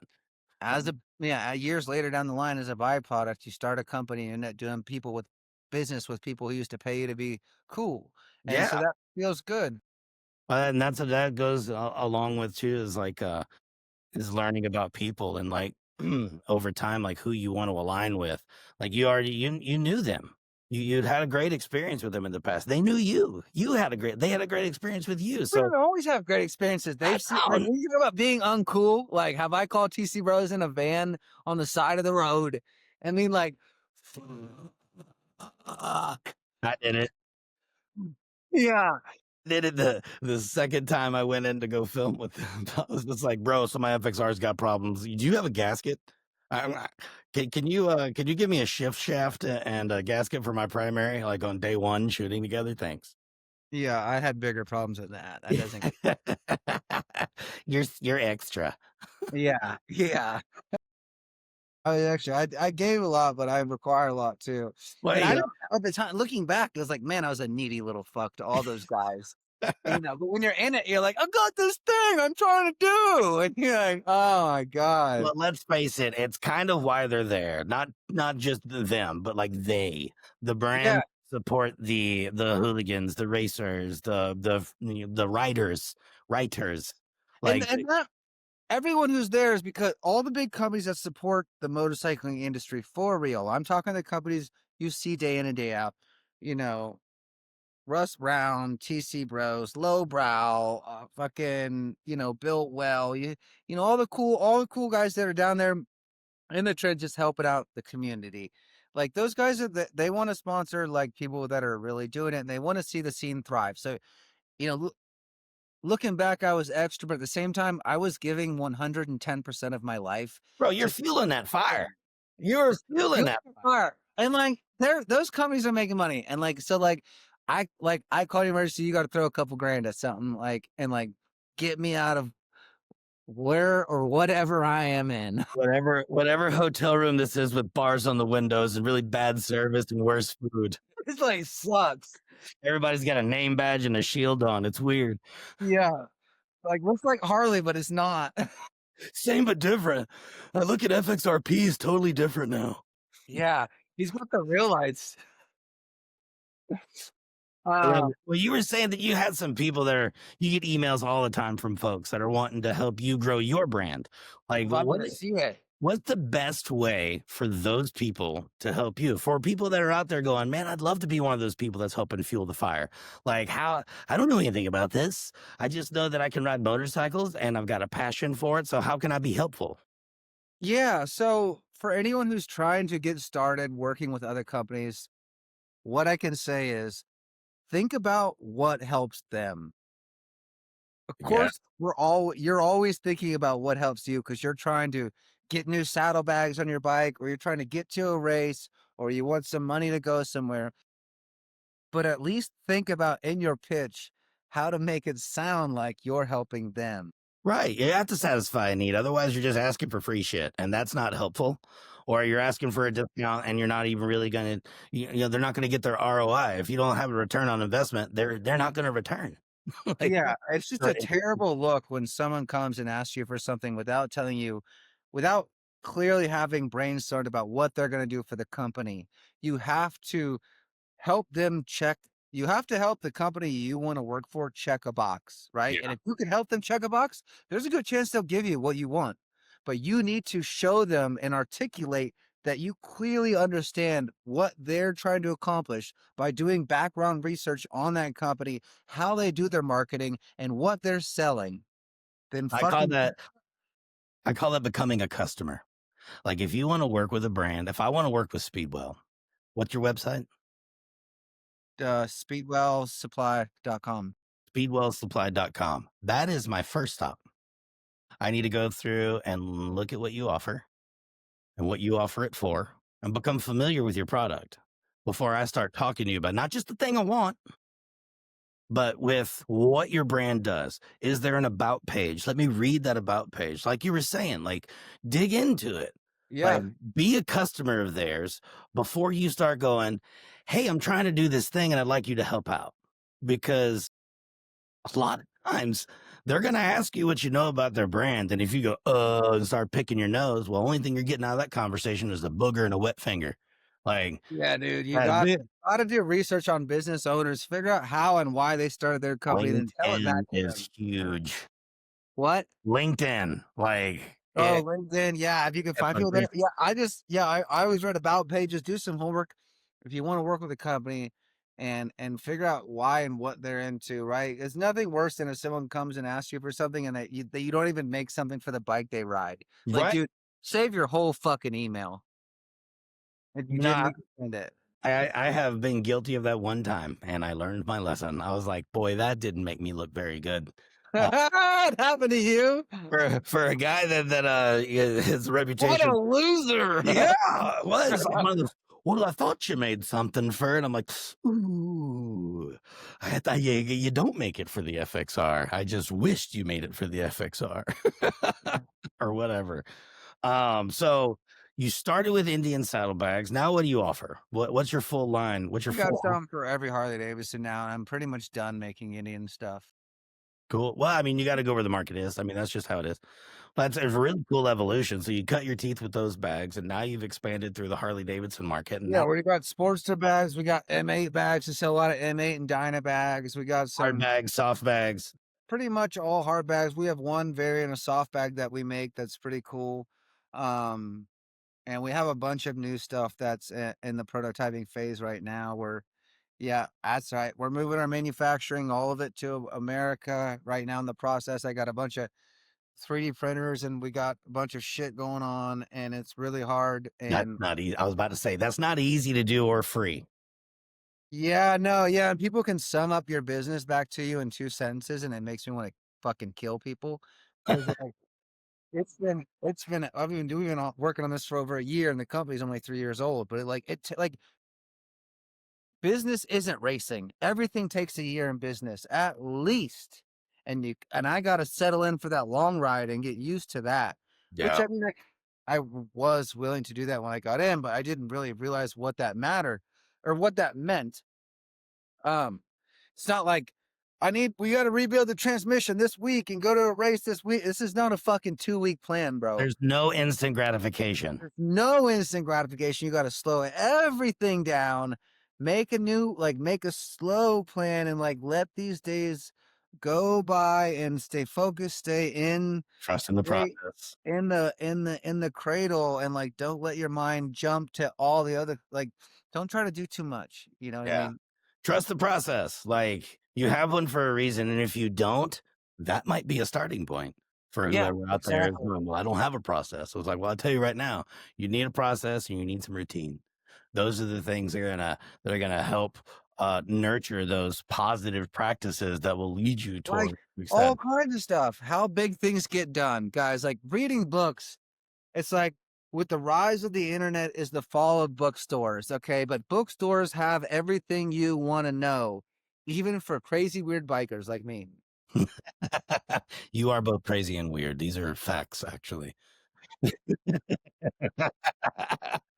So the saddlebag game is strong, and now you've expanded into a whole new a market that is emerging. That you're not really supplementing something that already exists. Like you are a part of the tip of the spear because it's EV, it's electric vehicles, and I have said this before because I've had a Zeus bike in my stable for a while. Some of my most fun motorcycles have batteries. Someone, mail's here. Yeah, it actually is. Yeah, I know that bark. I have a dog right over there, and I'm surprised she's being so good so far. Yeah. But yeah, so like being in the EV market, like you've been hustling hard for a super long time of your adult life, if that's what we want to call it, adult life. Uh adult years, maybe. I don't know. Last couple days. And now you're going into EV, which is like a combination of bicycling and motorcycles, but without the cool sound. And you've Yeah. done a really good job with it. You've grown that as well. So what made you decide that, saddlebags weren't good enough? I want to make a whole bike.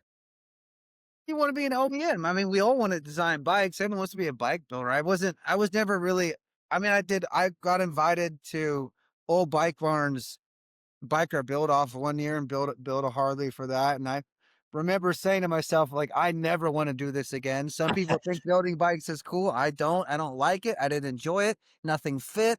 It was bad. Okay. But like what came at the end of it was a race bike, and that was good. And Right. so I like, but I didn't pursue that again. But regardless, I still always thought I knew how to make a pretty motorcycle because You every do? guy would think that once you get into the thing. And when it with the e-bikes, it was just natural. Like I want to be an OEM. I want to design these e-bikes. And it wasn't even just. I mean, I want to design an e-bike. I know I can. Like I did some work with some EV companies and realized, like, You can do this. yeah, Yeah. Look at that light bulb. I can see the light bulb. It's still shining bright. You're like, yeah. "Yep, still doing this." And I've got a great girlfriend who's been very empowering to me, and has been really like took my life and stabilized it, post racing, and has helped me immensely, with my first company, and then we started the e-bike company. I just licensed my own trademark name to myself with my Yep. other company, because these are like things that like grown-ups do. If you want to be a business, like this is sounds stupid, but like that was a big deal. Tax structure, this LLC and that LLC. Yeah. I mean, put And you everything can't under them use so they're protected if something goes wrong.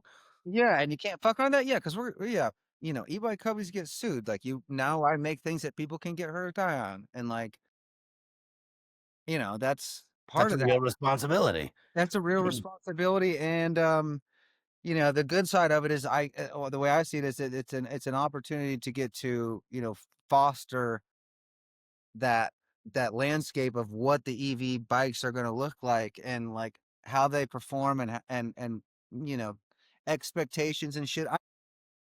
Like I don't know. I'm just really proud of what we've done with that. I think it's There's a been lot of cool to watch. yeah. I mean, like, dude, I hated e-bikes for as long as I possibly could. And I then you thought, ride one yeah, and then you ride it, and yeah, die. you get, and then all of a sudden you're like, I want to hate this so bad, but But I like, can't. it's actually fun. Like, Yeah. I'm being honest. It's one of the best ways to explore a city, period. Yeah, Like, at first like, oh, it's like a mm, moped, like get me off this. I don't want to be seen on this. And after a while, you're like, I'm blasting through the park, bouncing through the sidewalk, out into the street, rode a wheelie through between these cars, no one cared. These were actually really fun. yeah. And then it was like, I don't know. And then yeah, I was working for some companies. Like I can do this, and I kind of What know made you enough about what choose I've been doing to do this. My whole life has been building up to some shit like this. I know how to put together a good bike, and I know how to test it harder than any other company's testing their e-bikes. Like my bikes last with me on them, dude. and that's a lot. I've broken shit where I've had Indians stare at me and be like, "We like you're the 2% we don't make bikes for." Like Harley would say like, "You can't," you know what I mean? Like you're crazy, dude. Of course you broke it. Like you're nuts. And 100%, I know that the TC Bros Dyna does not run like it did before, even still, and that's your fault. I broke the shit out of that bike. It was, we didn't know what we were doing back in those days. We were just some guys know how. None of us knew how to wheelie a Dyna. I didn't even know how I talked myself into that bike. But we got a hold of that thing. I mean, I broke the transmission in 5 days. I think it's getting ready to go through a full rebuild, mechanically at least, because they blame everything that still happened to that bike on you. Sure. Well, yeah, because it's true. Yeah. Well, I mean, they weren't experts in building stunt bikes either. Right, yeah, it's called We learning. all rode a stunt Dyna and none of us knew how to stunt. So like Something's gonna give.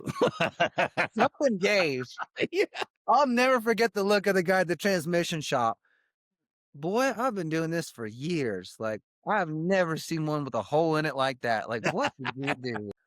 It's like as much as I could. Yeah, I don't know, dude. I've never had a Dyna. Like, but clearly the hole around the spindle shaft is not ideal. Yeah, that's not supposed to, it's not supposed to be free air conditioning like that. It doesn't. Yeah, yeah. It was like, man, what the? And I broke it and broke it and broke it and broke it and broke it. God bless them for dealing with me and all that. Well, But let's talk about the e-bikes some more. So there's a few styles, actually quite a few styles of e-bikes that are out there now. You've got full on dirt bike, like motocross racing e-bikes that are out there. You've got BMX style bikes that are out there. You've got commuters. When I look at your bikes, when I look at the Speedwell, so what's the website for the Speedwell bike? www.speedwell.bike. Bam, there you go. Speedwell.bike. And whenever I look at those, to me, I feel like it's a crossover. I feel like you're checking more than one box. Yeah, it's definitely made to go do hooligan things on, but just the way it looks and the way that you can store things, it's also something that has some practical applications, I feel, and that's pretty smart. Like, what was your inspiration behind wanting to go that direction, and how do you describe it? Well, I one of the most important things when I started riding e-bikes was realizing that like full suspension cost a lot more, but it's way worth it Yeah. because I'm not 12. Like my back's fucked Only up. in here. Not Yeah. not it. Yeah, I can't ride a rigid tail. I can't ride a chopper all day. I can't like I need rear suspension on whatever the fuck I'm riding. And when I designed a bike, I knew it was gonna have to fit those criteria. And then once I started riding other bikes, everyone besides a certain company had um bad suspension. And so that was the first thing I honed in on. And then it was like, yeah, you want a motorcycle style bike, but you want the fat tires. You don't want like a bicycle seat because, like, go ride a bike if you want a bicycle seat. I'm not that guy. We're not that company. And then you do have this conversation of these electric dirt bikes, which is now heating up Yeah, nationwide. The problem with those electric dirt bikes is they're way more fun than my bike, but the cops come after you immediately. immediately. The As second soon they as you have see one foot of those, pegs, you oh, change classes and you're now an enemy of the state. And I already have I have stunt bikes for that. If I want to go be a bad boy, I got Harleys, I'll do that old fashioned. Okay, that's the whole thing about the e-bikes is doing this shit in flip-flops. yeah, doing it Florida man style. Yeah, Florida man. Florida man. So I just want to be a Florida man on an e-bike and just be chilling, dude. And no one cares what you do. And that's so those are the e-bikes that we're making now. And it's And still a pedal bike, right? So you can go in the still a bike pedal bike, you have pedals between you, me, and everyone who listens to this podcast. all 7 people. You never pedal. It's got a throttle. You just Yeah, throttle. yeah. But the And pedals allow you to be in bike lanes and things like that. pedals allow you to be in bike lanes. This is the important differentiator. Okay. And this is where our company's going and taking its making its claim. Is with the pedals because you can still go everywhere you want to go. And we have a bike we have the GTX, our new model bike released at the end of this month, which has 4 times the power and torque of our stock normal bikes, but it looks the exact same with the pedals You as sneaky. our regular bike, which is actually legal. So So you're still not afraid of fun is what it sounds like. still not afraid of fun, and those I will be outwardly marketing as these are not e-bikes, those are e-motorbikes. Those are not e-bikes. I cannot use that word to change that. It's weird now, like having these companies, like it matters what I say, and I can't mislead people. I have to be upfront and I have to be very careful about how we say certain things. So that is going to be an e-motorbike. It will be faster. It will have a lot of torque. I've got one. That's what I ride. It is a lot of fun. It's got a good amount of power to it and a good amount of torque, and they're just a hoot, man. And They still have these pedals? they still have pedals, but again, you don't really pedal that often. It's not a great if you're looking for an e-bike for exercise, we're not your company. Yeah, that's fair. Yeah. I mean, that's not if I want to exercise, it's called a bicycle.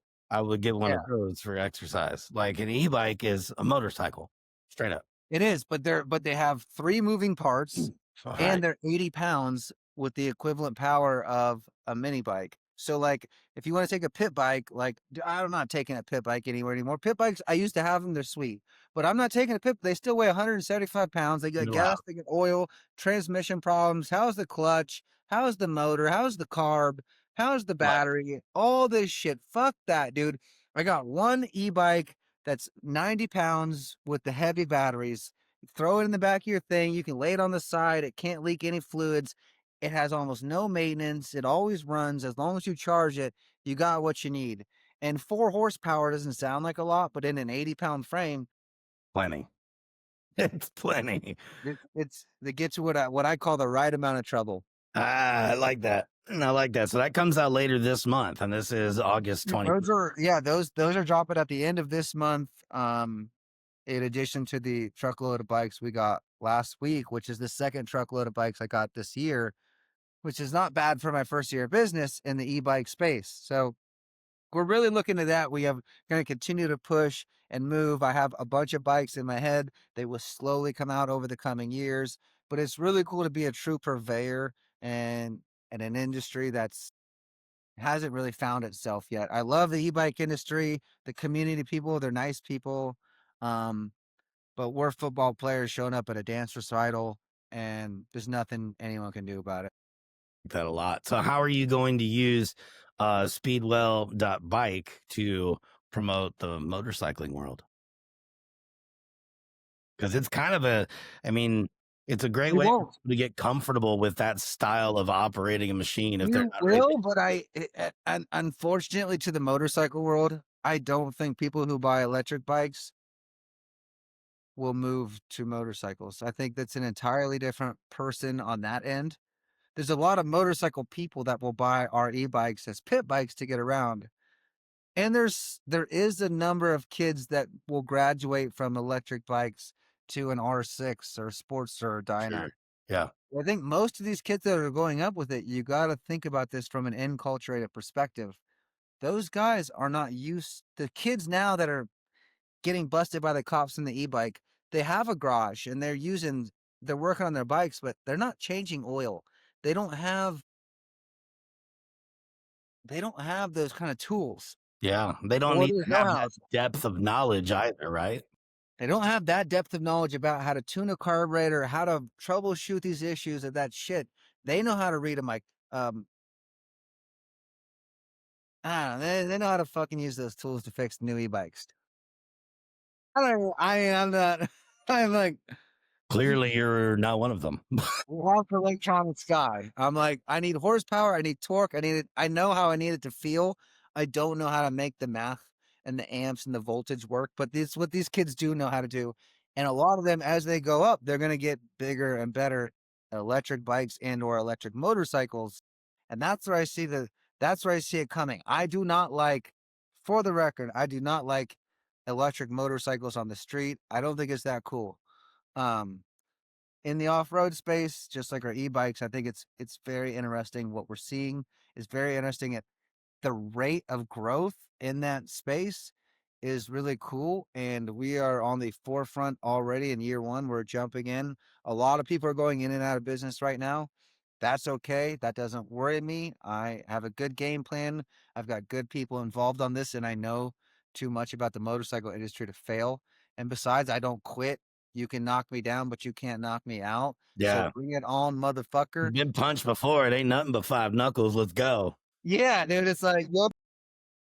It's we're doing it. So it's really great. I'm grateful to be a part of something that's new.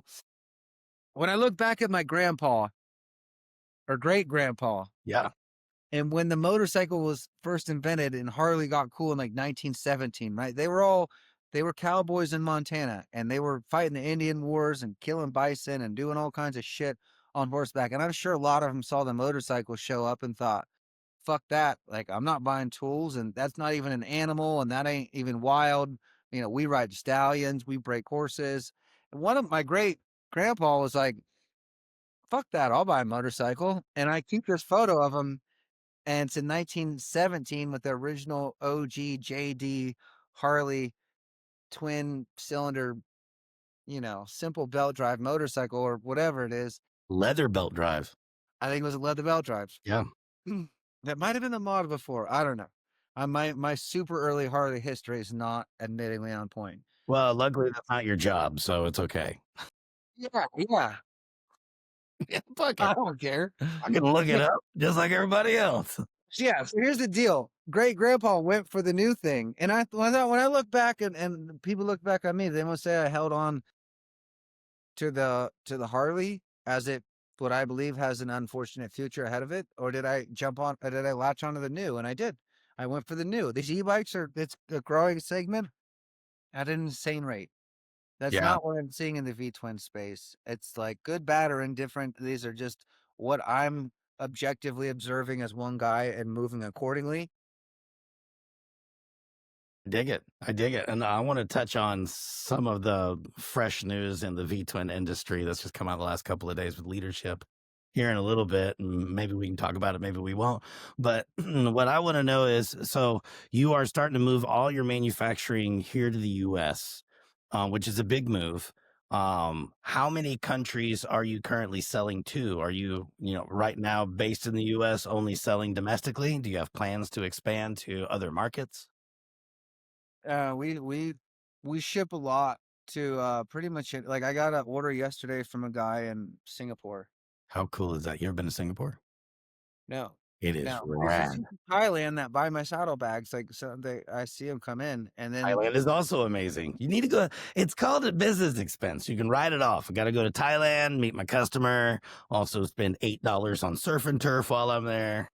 yeah, yeah. So like there's guys in Australia that buy a good bit, and then Canada, but Canada's turning into a nightmare. Those customs agents are beating the shit out of my products before the guys are getting them. So I'm kind of like over. Well, let's face it, that relationship between the top hat and the body is not going so hot right now. So it's going to reflect. It's going to be a little Yeah, complicated I until don't, things get dude. better. They're messing some shit up over there on and that. So I'm kind of done shipping to Canada. But we get orders all over the world: France, Sweden, Britain. Now, is this all internet sales or do you have a It's all dealer? internet sales. Yeah, it's all organic internet sales. I don't do any paid advertising. I'm kind of letting this stuff grow, like knowing that I'm in it for the long haul. I'm not like trying to throw money at ad spend. Like if you know who I am, you like Buy a bike. find out, you come you they come around. And that's how it should be. That's how it used to be back in the day. Like we want the cool parts for cool bikes, you have to figure out where to buy them, not like getting beat in the face with it as soon as you log on, turn your cell phone on. Yeah, And that's like, well, we've been growing like that for 3 years, and it's healthy to teach me how to run these order systems and operating systems and paying taxes and, running the shippo and, buying boxes and tape and like just shit on top of like everything. R&Ding stuff and releasing stuff before, at the time that it should. Now tell me about your massive facility here in the United States that you operate out of. My massive, wonderful facility is my garage. So we are still a garage company. I don't know how much longer. I got 8 pallets of e-bikes in my garage spilling out into the driveway now. That big of a garage. And actually a pretty big, I mean, it's like, It's I don't big know. for a garage. Big for a garage. It's not big for storage of a business. Yeah. And so now I have like some of this other equipment I'm buying, I'm putting at some of these guys that I'm trying to, that I've, kind of building a team of people to help do this other stuff. So some of the equipment's now going to these guys who've got their own place and they're kind of already doing stuff like that. So I'm kind of giving them the toys that they want anyways. That's And so cool. they're taking it. But like 2026, we're going to look at a re-centralization of like everything, and Yeah. it's gonna have to go somewhere that it can actually fit in. Well, I think it's really smart that you're not trying to grow too fast. You're talking about like not wanting to do ad spend, but you're definitely advertising, right? Like you've got, a certain quality of affiliates that are out there. You have your own reputation that's out there and your own outreach through your own social media channels and things like that. And you've been building, excuse me, you've been building that brand over the last few years and it's gone really well on its own. Um, Yeah. and I think that that's really smart. So I'm really stoked for you and instead of getting all this overhead that puts you under all this pressure, it's like, no, man, I'm gonna go get my sardines and my crackers and my mustard and I'm gonna operate out of my garage and do whatever I gotta do to keep the food coming in and grow this business in a healthy way, not in a way that stresses you out to no end. And I mean, I think it's smart. And the ad spend thing, man, we talk about the second you pick up your phone, you got all these ads on there. I actually spend more time putting not interested on people's ads, even of products I like, just because I'm tired of the advertising. Like I know it's a numbers game. Like in the grand scheme of things, you pay X number of dollars, you get this many looks, and out of that many looks, you get that many sales. But I don't like the vibe. I don't like the energy it puts off. I don't like the way I feel when I see some of these brands that, in my opinion, are advertising me way too much. And granted, a lot of that's algorithm, not the brand itself, but it feels like the brand's doing it. And to not be like harassing your audience into a sale, I think just offers for a better customer experience. Yeah. I think that what we're gonna see in the market happening right now is the shift away from paid advertising. I think it's not worth what it once was for what you pay for it.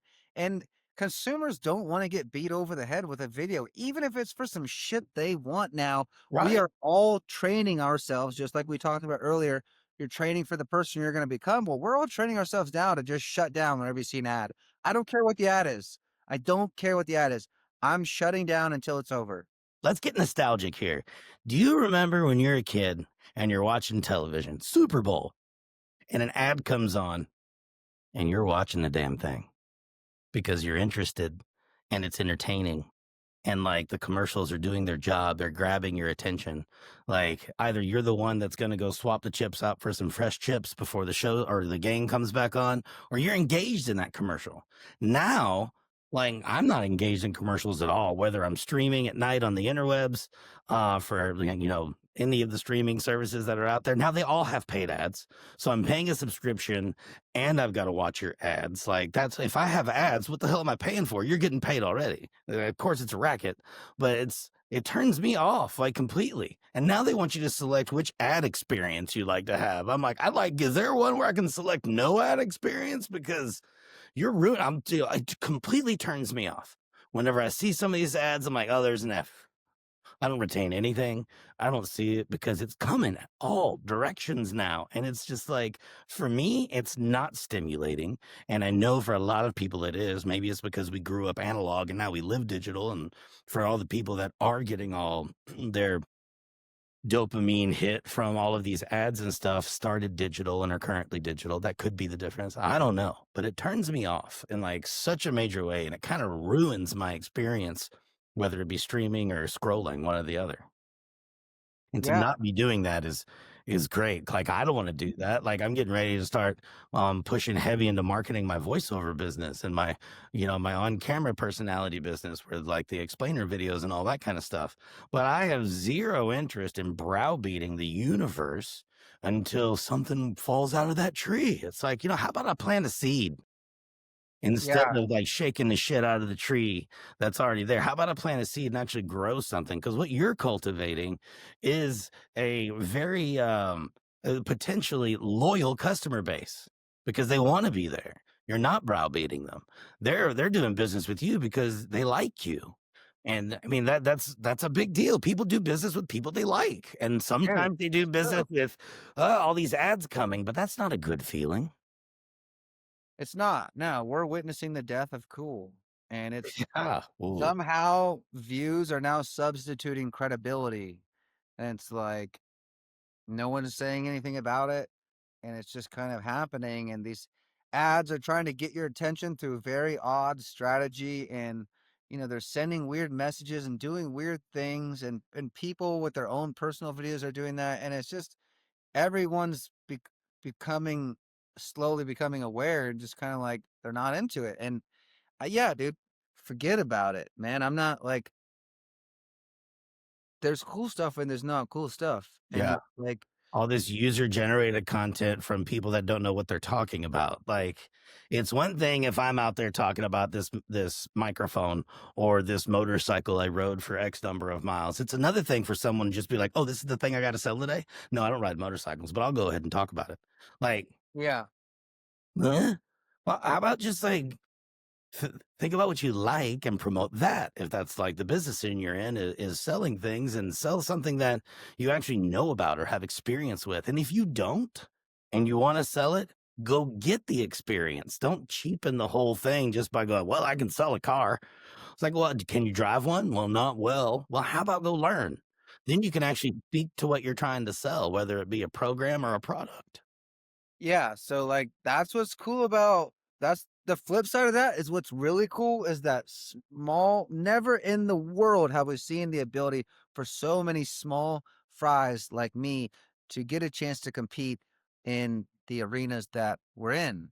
And people, back in the day, there was a few large hands and everything, and So that was it.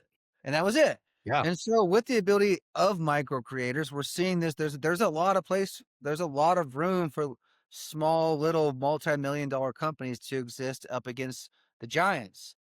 And that's all I really need to be. Yeah, And absolutely. you And know what one I of mean? the good things that we're seeing right now too in like YouTube and other social medias is they are starting to deny faceless reposted content, which used to, but people have made millions of dollars on content they didn't create.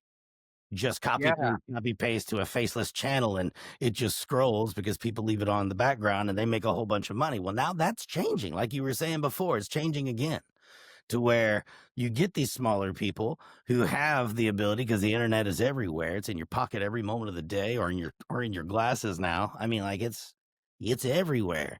And it is rad to be able to have a shot at the title of something that used to be completely unattainable. And if you know what you're doing, you can make shit work, man. Yeah. And like that's like with what we're doing now. I get on and film my videos with the electric bike stuff. It's just like this is who I am and this is what I'm doing. Those people don't know what I've done with my motorcycling career, and I don't spend too much time trying to tell them. But I'll just show them what I'm doing with the e-bike, and it's beating the hell out of that e-bike.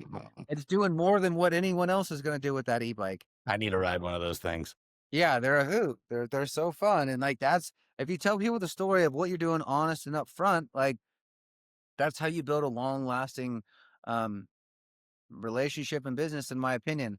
And so that's just what we're doing. We're just being real Transparency. about it. And, I don't there's a lot of there's some players in the e-bike world, but none of those people who own those e-bike companies can ride a wheelie. They're trying to make margins and make money, and I'm not worried as much about the margins right now as I am about making the best bike I can release. And That lets you have the most fun at the end of the that day. lets you have the most fun. It leads And to like I that just still leads to a good time. They are fun havers. they're Like, fun it hours. if you forget to market the fun, then I am bored already.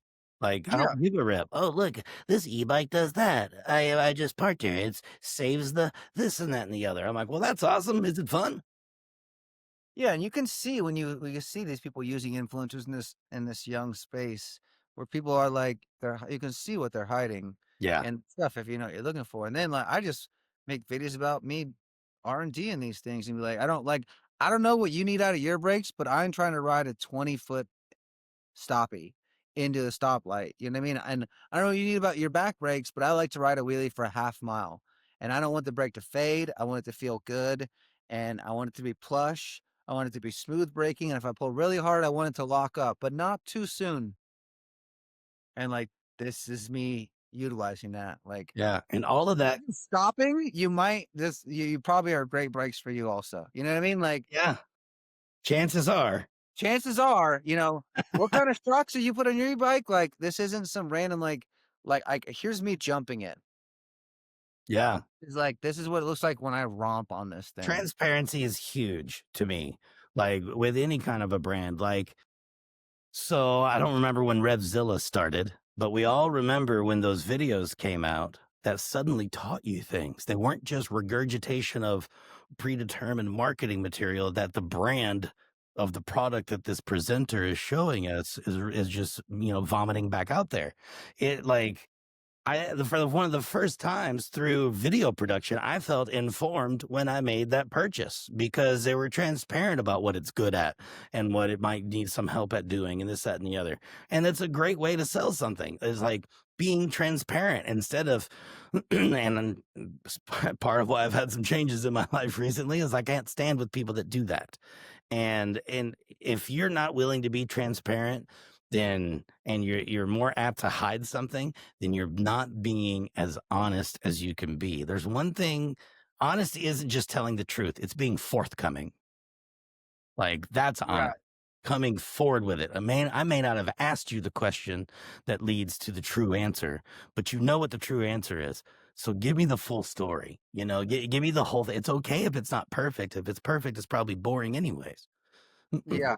But having that transparency, like, I mean, most of your marketing is BTS. Thumping away at your product as you work to improve it.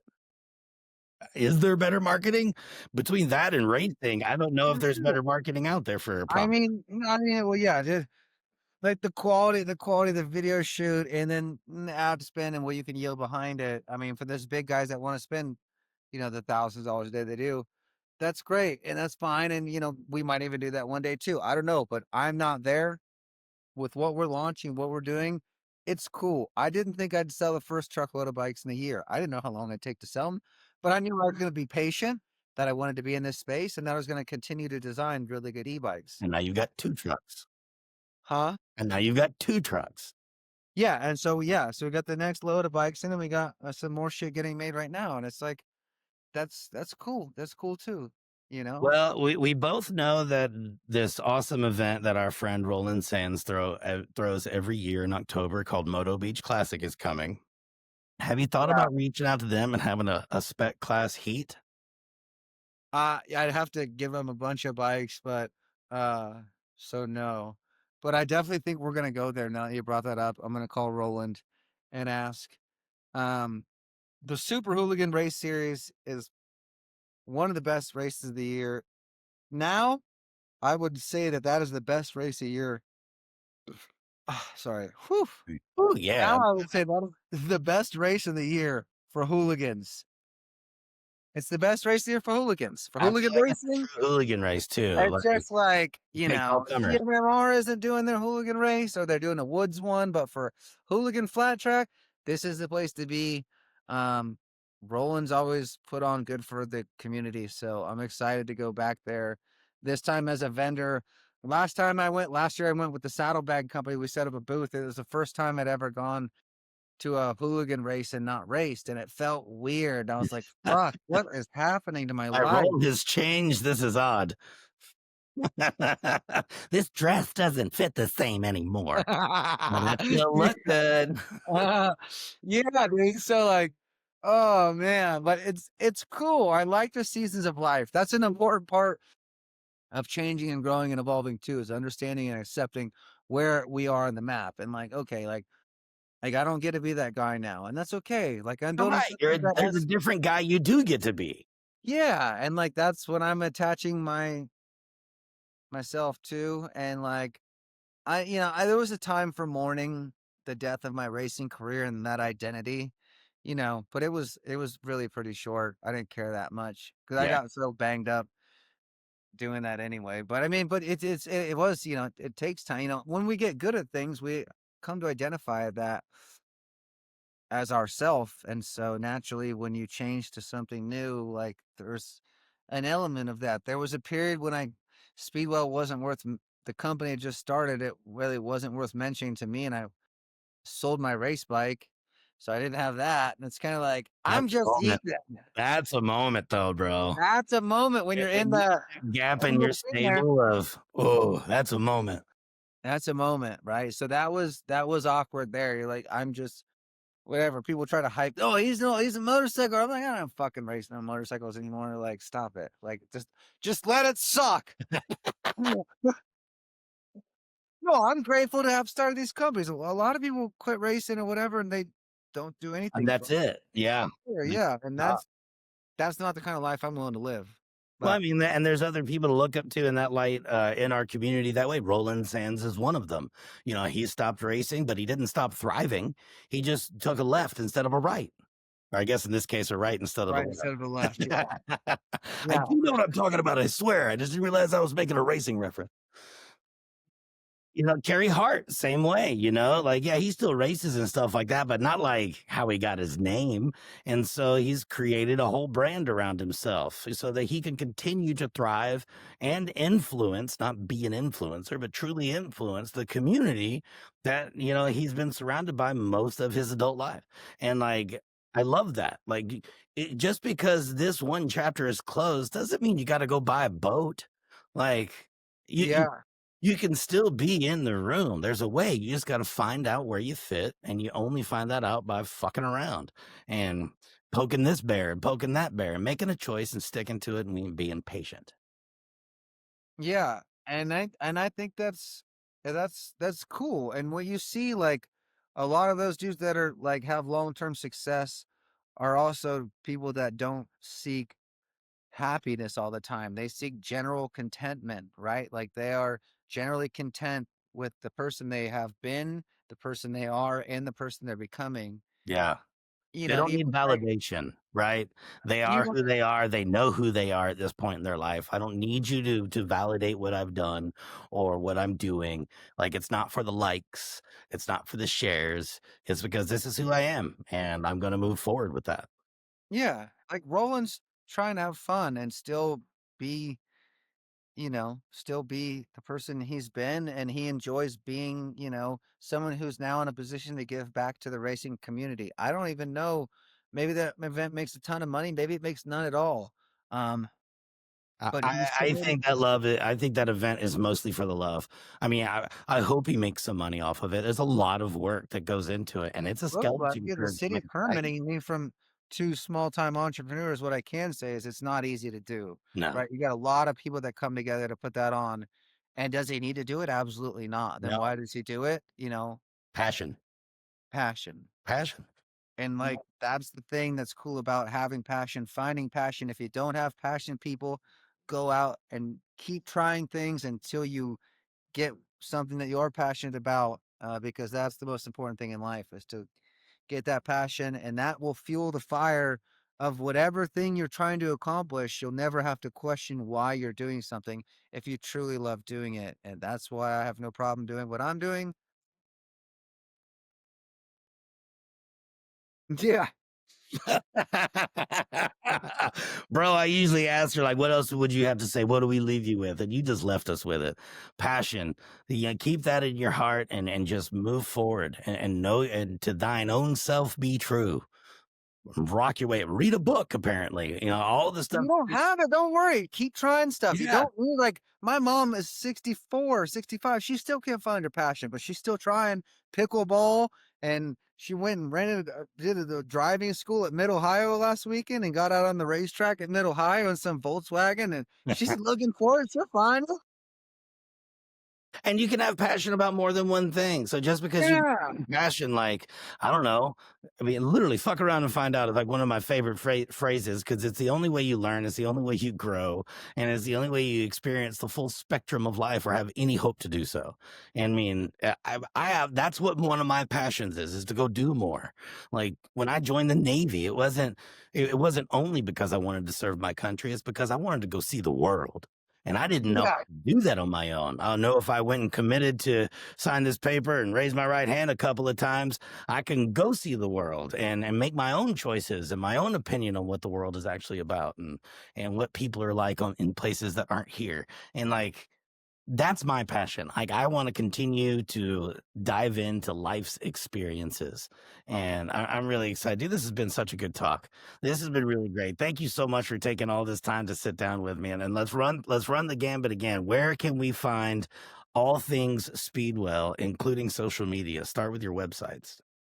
The websites for the saddlebags, you can find them at www.speedwellsupply.com. The e-bikes, you can find www.speedwell.bike. And then the Instagram for the e-bikes is speedwell.bike. And the Instagram for the saddlebags is Speedwell Saddlebags. That's really not complicated. So good job there. Really not complicated. I've already crossed the stuff over to offer. Let those motorcycle people know we knew how we have this new wheelie trainer bike that's coming out, and so that'll be on the website with there. I got a bunch of stunt rider guys are getting behind that, and that's going to be fun. Help new people learn to ride. It's a great first bike if you're looking to get into motorcycles but don't want to burn your leg or deal with this shitty old Do you motorcycle. want to teach me how to do a wheelie on your new wheelie bike? Absolutely, dude. You could teach you in a couple days. You'd have it dialed. That's do not know how to wheelie, and I would absolutely love to learn how to do that. So I'm gonna hold you to it, and that's the shitty thing about being my friend. I will show. I'll show up. I'll knock on your door and be like, "Remember at one time?" I know you're going to be at my house in 3 weeks. Who Well, we yeah, could? yeah. I mean, I don't wash off. Yeah. Little piece of plastic is coming. I know. Yo It's creo happening, baby. Yeah, there's gonna. Hopefully, I'll be there in my van with the FXR in the back. That's the plan. I've got work to do, of course. Oh, But that'd be nice. Let's go ride. yeah, yeah, absolutely. I The love it. point of life is to experience. Come on, let's go experience together. Let's go get a little sketchy. Maybe I'll learn something. Make my butthole pucker a little bit. Yeah. Ethan, it's always a damn pleasure. I love you, man. Thank you so much for taking the time. Love you too. Anytime, dump truck. Hell yeah. I'll see you super soon. Yeah. Peace. You know, there is nothing like having a real conversation with people that you miss. You know, it really brings you together really quickly. And I am super grateful that Ethan chose to spend that much time talking about himself a little bit, but we got into it and it was really good. And I feel better from the conversation. Maybe you learned something. I don't know. If you did, let me know about it. Um, Man, if there's anybody else you can think of that you'd like me to have on the show, I'll do what I can. The best way to let me know is either slide in the DMs on Instagram, which is I Speak Good, or you can call the hotline, which is 833-474-2010. Yeah, your boy Dumpy's got a hotline, and it's all voicemail. So you call in, you can just say, hey, I liked your show. Hey, you should shave your head. You look like a moron. Hey, I'm at this event. Hey, there's an event coming up I want to promote. Hey, you should interview this person. Apparently, you just have to start with the word hey. I don't know. But 833-474-2010. And I think that about wraps it up for me. We don't have any hotline calls yet because I'm just back getting into the swing again. But thank you so much for listening to the I Speak Good podcast. This has been a lot of fun for me today. And I feel like I feel like you now know that I've been having a really good time because I forgot to take that off camera. There we go. I'm not scared. It's not always iced tea. Sometimes it's iced tea and vodka. It's called an ice pick. And of course, if I say iced tea, it's got sugar in it. Yo, sweet tea. This has been Rad. Thank you so much. Please subscribe, like, comment. Please comment whether you're on Spotify, YouTube, or iTunes. I want to hear what you think about it. Let's interact. Let's keep having more fun doing these things, all right? While you're out there, don't forget to be sweet to each other. This has been another episode of the I Speak Good podcast. And I'm out. I speak good.